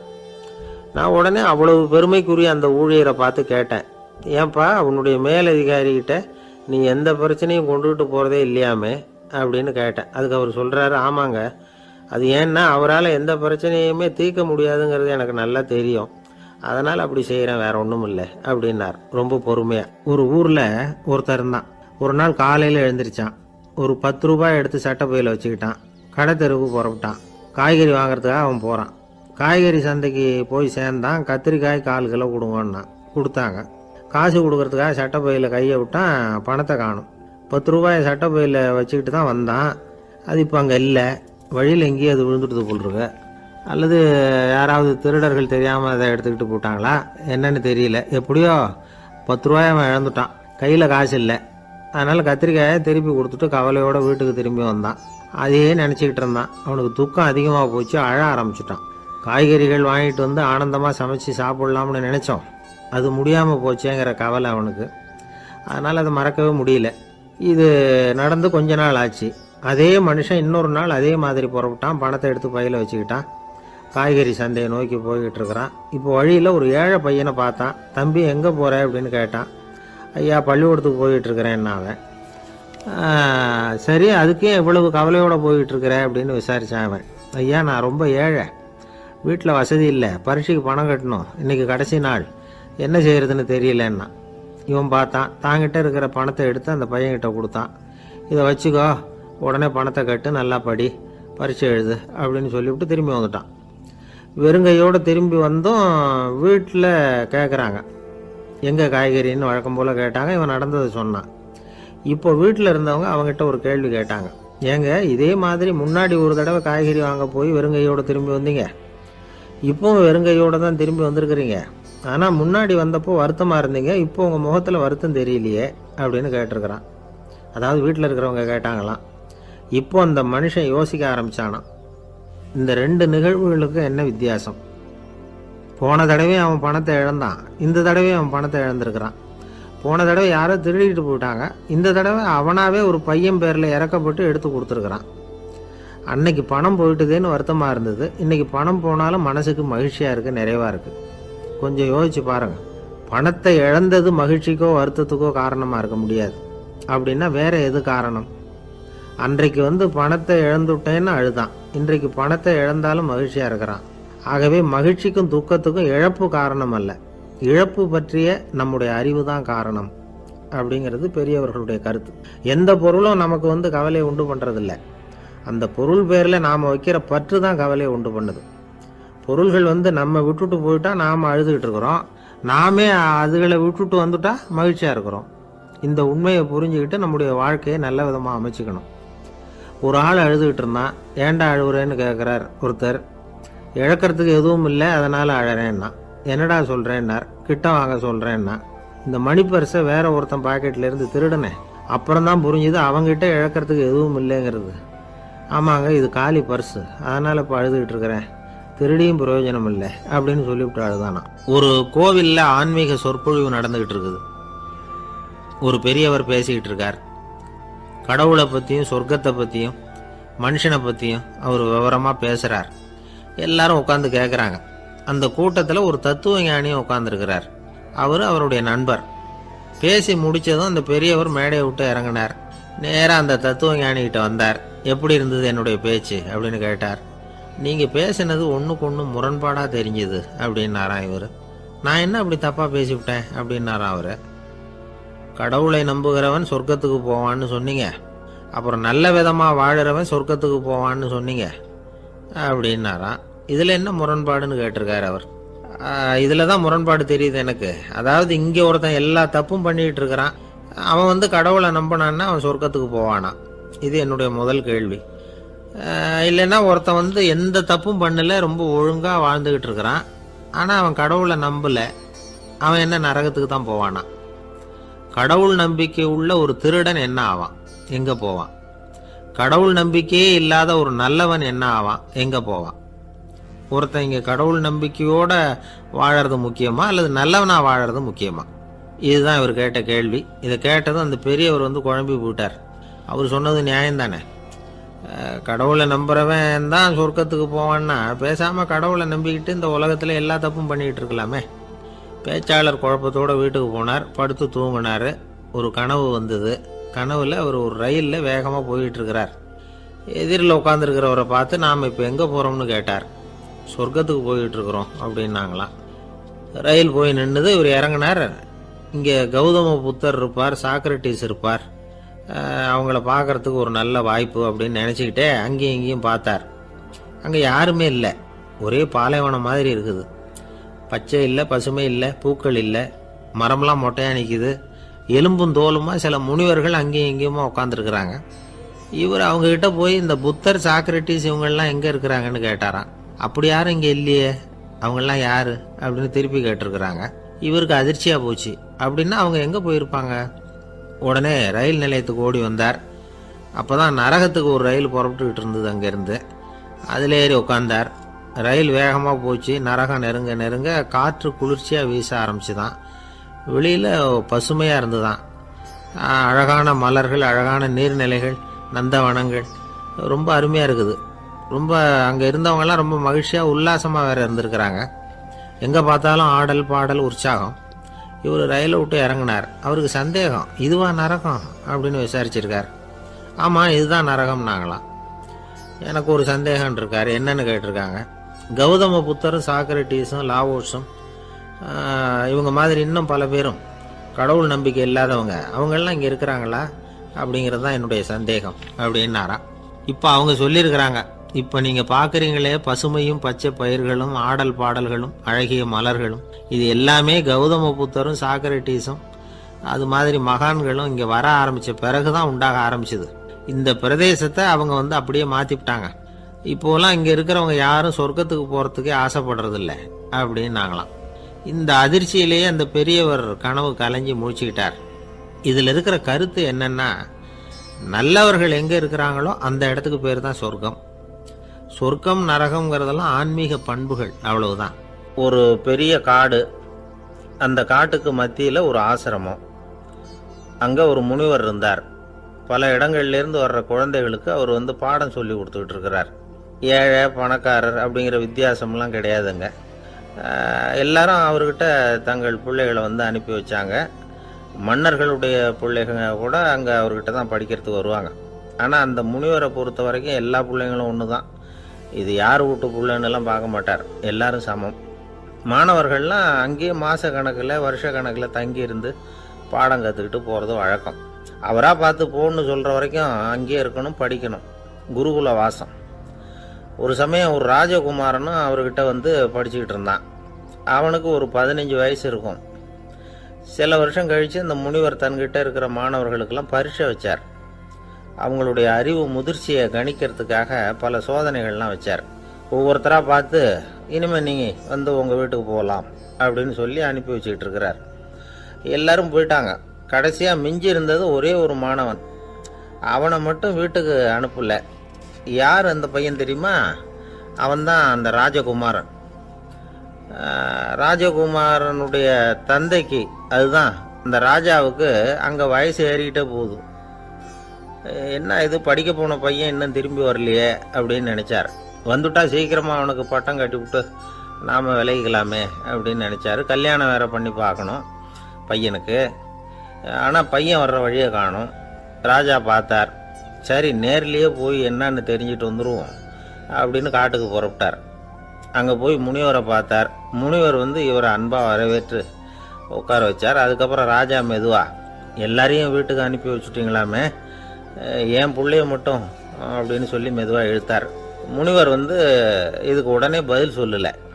ராஜாவை கூப்பிட்டுட்டு போய் விருந்தினர் குடிசையில் தங்க வச்சார். அதுக்கப்புறம் சொன்னார், உங்கள் மகன் எல்லா பாடங்கள்லேயும் முதல் இடம் வாங்கியிருக்கான். இப்படி முதலாவதாக வர்ற மாணவனுக்கு நாங்கள் இன்னொரு தேர்வு வைக்கிறது வழக்கம். அதுலேயும் அவன் முதலாவதாக வந்துட்டான்னா அவன் ஒரு பெரிய வித்வான் அப்படிங்கிற கௌரவத்தை அடைஞ்சிருவான் அப்படின்னார். அதாவது முனிவர் அப்படி சொல்கிறார். அப்படி சொல்லிவிட்டு போயிட்டார். அவர் ராஜா அங்கேயே தங்கிட்டார். ராத்திரி படுத்து தூங்கினார். காலையில் எழுந்திரிச்சு அந்த குடிசைக்கு வெளியில் வந்தார் பல்லு விளக்கிறதுக்காக. அந்த சமயத்தில் தூரத்தில் ஒருத்தன் ஒரு கையில் கோடாலியை வச்சுக்கிட்டு தலையில் ஒரு பெரிய விறகு கட்டை சுமந்துக்கிட்டு வந்துக்கிட்டு இருக்கிறது மாதிரி தெரிஞ்சுது. யாராவது விறகு வெட்டியாக இருக்கும் அப்படின்னு நினச்சார் ராஜா. கிட்ட வந்ததும் உத்து பார்க்குறாரு. பார்த்தா அது தன்னோட புள்ள. திகைச்சு போயிட்டார். என்ன இது, ஒரு ராஜகுமாரனை கூட இது மாதிரி வேலையெல்லாம் செய்ய சொல்கிறாங்களே அப்படின்னு நினச்சார். ராஜகுமாரன் விறகு கட்டை கொண்டுகிட்டு போய் கொல்லை பக்கம் வச்சான். அந்த சமயம் முனிவர் அங்கே வந்தார். என்ன மகனே, விறகு வெட்டிட்டு வந்துட்டியா? சரி, இப்போ ஒரு துடைப்பத்தை எடுத்துக்கோ, விருந்தினர் குடிசையின் வாசல் பக்கத்தை கூட்டி பெருக்கி சுத்தம் பண்ணு போ அப்படின்னார். அப்படியே செய்கிறேன் குருவே அப்படின்னு சொல்லிவிட்டு போனான். சுத்தம் பண்ண ஆரம்பிச்சிட்டான். ராஜா பார்த்தார் இதை. உடனே ஓடியாந்தார். மகனே, என்ன காரியம் பண்ணுற? துடப்பத்தை கீழே போடுனார். இப்போ அந்த ராஜகுமாரன் சொல்கிறான், தந்தையே, இது என்னுடைய குருதேவரோட உத்தரவு. இங்கே நான் ஒரு மாணவன். இங்கே அரசனும் ஒன்று தான், ஆண்டியும் ஒன்று தான். குருதேவர் சொல்கிறத மறுக்காமல் செய்கிறது தான் எங்கள் கடமை அப்படின்னா. இந்த சமயம் முனிவர் அங்கே வந்தார். இவனை முதுகில் தட்டி கொடுத்தார். அப்புறம் ராஜா கிட்ட சொன்னார், அரசே, உங்கள் புள்ள எங்கள் கடைசி தேர்வுலையும் வெற்றி பெற்றுட்டான். பணிவு தான் மாணவர்களின் மிக உயர்ந்த குணம். குருநாதர் சொல்றது மனசுக்கு பிடிக்கலன்னா கூட மறுக்காம செய்யணும். அப்படி செய்யறதுனால எதை செய்யலாம் எதை செய்யக்கூடாது அப்படிங்கிற விவேகம் அவங்களுக்கு வந்துடும். செய்யக்கூடாததை கூட பெரியவங்க சொல்லிவிட்டா செஞ்சுதான் ஆகணும் அப்படிங்கிற பணிவு அவங்களுக்கு வந்துடும். இந்த குணம் வந்துட்டுதுன்னா அவங்க எத்தனை கடினமான வேலையாக இருந்தால் கூட ரொம்ப சுலபமாக செஞ்சு முடிச்சிருவாங்க. தூக்கத்திலேயும் அப்புறம் துக்கத்திலேயும் தோண்டு போட மாட்டாங்க. இந்த பணிவும் விவேகமும் அவங்கக்கிட்ட மன உறுதியை ஏற்படுத்தும். அந்த உறுதி உங்கள் பையனுக்கு வந்தாச்சு. இனிமேல் அவனை நீங்கள் அழைச்சிட்டு போகலாம். அவன் நிச்சயமாக பேரும் புகழும் பெறுவான் அப்படின்னார். ராஜா அவரை பார்த்து, குருதேவா, புரிஞ்சுக்கிட்டேன், என்னை மன்னிக்கணும் அப்படின்னாரு. அதுக்கப்புறம் மகனை அழைச்சிக்கிட்டு நாட்டுக்கு திரும்பி வந்துட்டார். இந்த கதையை இன்று ஒரு தகவலில் சொல்லுங்கள் சார், உங்கள் நிகழ்ச்சியில் சொல்லுங்கள் சார் அப்படின்னு சொல்லி மாணவர்கள் கேட்டால் பணிவாக இருக்கிறது எப்படி அப்படிங்கிறத புரிஞ்சுக்குவாங்க அப்படின்னு சொன்னார் ஒருத்தர். சரி, சொல்லுவோம். அதுக்கு முன்னாடி நேர்லேயே ஒரு பையன்கிட்ட சொல்லி பார்க்கலாமே அப்படின்னு தோணுச்சு. உடனே ஒரு பையனை கூப்பிட்டோம். ஏன்பா, உங்கள் வாத்தியார் உனக்கு இது மாதிரி ஒரு பரீட்சை வச்சா என்ன பண்ணுவேன் அப்படின்னு கேட்டோம். நானும் அப்படி தான் சார் நடந்துக்குவேன். விறகு வெட்டுவேன், தொடப்பத்தினால கூட்டி சுத்தம் பண்ணுவேன், உடனே செஞ்சு முடிச்சிருவேன் சார் அப்படின்னா. பலே பரவாயில்லையே அப்படின்னோம். ஆமாம் சார், அப்படி செஞ்சால் தானே வீட்டுக்கு அனுப்புவார், இல்லைன்னா இன்னொரு வருஷம் இங்கேயே இருந்து படின்னு சொல்லி விடுவார், அதனால் அப்படி செய்வேன் அப்படிங்கிறான் அந்த பையன். இந்த உலகத்தில் உண்மையாகவே வேதாந்தம் பேசுகிறவங்களும் உண்டு, உள்ளுக்குள்ளே வேற மாதிரி இருந்துக்கிட்டு வெளியில் வேதாந்தம் பேசுகிறவங்களும் உண்டு. ஒரு ஆள் இருந்தார். அவரும் ஒரு கடை வச்சு வியாபாரம் பண்ணிக்கிட்டு இருந்தார். மகா கஞ்சன், யாருக்கும் எந்த உதவியும் செய்ய மாட்டார். எச்சில் கையென்ன ஈர கையை கூட உதற மாட்டார். அப்படிப்பட்ட மனுஷன். அந்த ஊருக்கு ஒரு முனிவர் வந்துக்கிட்டு இருந்தார். வருஷத்துக்கு ஒரு தடவை வருவார். ஒரு நாள் 2 நாள் இருப்பார், அப்புறம் போயிடுவார். அந்த முனிவர் வர்றப்போலாம் இந்த ஆள் எழுந்திரிச்சு ஓடி போய் அவரை வரவேற்பான். ரொம்ப பெரிய வேதாந்தி மாதிரி அவர்கிட்ட பேசிக்கிட்டு இருப்பான். காயமே இது பொய், வெறும் காற்றடைத்த பையும்மா, தர்மம் தலைகாக்கும்மா. பணம் என்ன சார் பணம், இன்னைக்கு ஒருத்தன் கையில் இருக்கும், நாளைக்கு ஒருத்தன் கையில் இருக்கும், எல்லாம் மாயம். எனக்கு தான் இன்னமும் இந்த சம்சார பந்தத்திலிருந்து விடுபடுறதுக்கு நேரம் வரலேம்மா. அந்த முனிவரும் இந்த ஆள் இப்படி சொல்கிறத கேட்ட உடனே, ஏப்பா அப்படி சொல்கிற, இப்போ கூட நீ சரின்னு சொல்லு, உனக்கு தீட்சை கொடுத்து இதிலேருந்து விடுபடுற ஞானத்தை போதிக்கிறேன் பார். உடனே அந்த ஆள் என்ன சொல்லுவான் தெரியுமா? ஐயோ சாமி, இப்போ அது எப்படிங்க முடியும், பிள்ளைங்கள்லாம் சின்ன சிறுசுங்க, அதுகளுக்கெல்லாம் ஒரு கல்யாணம் காட்சின்னு செஞ்சு கடமையை முடிச்சுட்டா நீங்கள் சொல்கிறபடி செஞ்சு விடலாமா. சரி, இன்னும் முனிவர் போயிடுவார். அடுத்த வருஷம் வருவார். இவன் வழக்கம் போல் வேதாந்தம் பேசுவான். சரி, தீட்சை கொடுக்குறேன் வா அம்பார். பேரம்பேத்தியை பார்க்கணும், கோர்ட்டில் கேஸ் ஒன்று இருக்குது, அது முடியணும் அப்படின்னு தயங்க ஆரம்பிச்சிருவான்.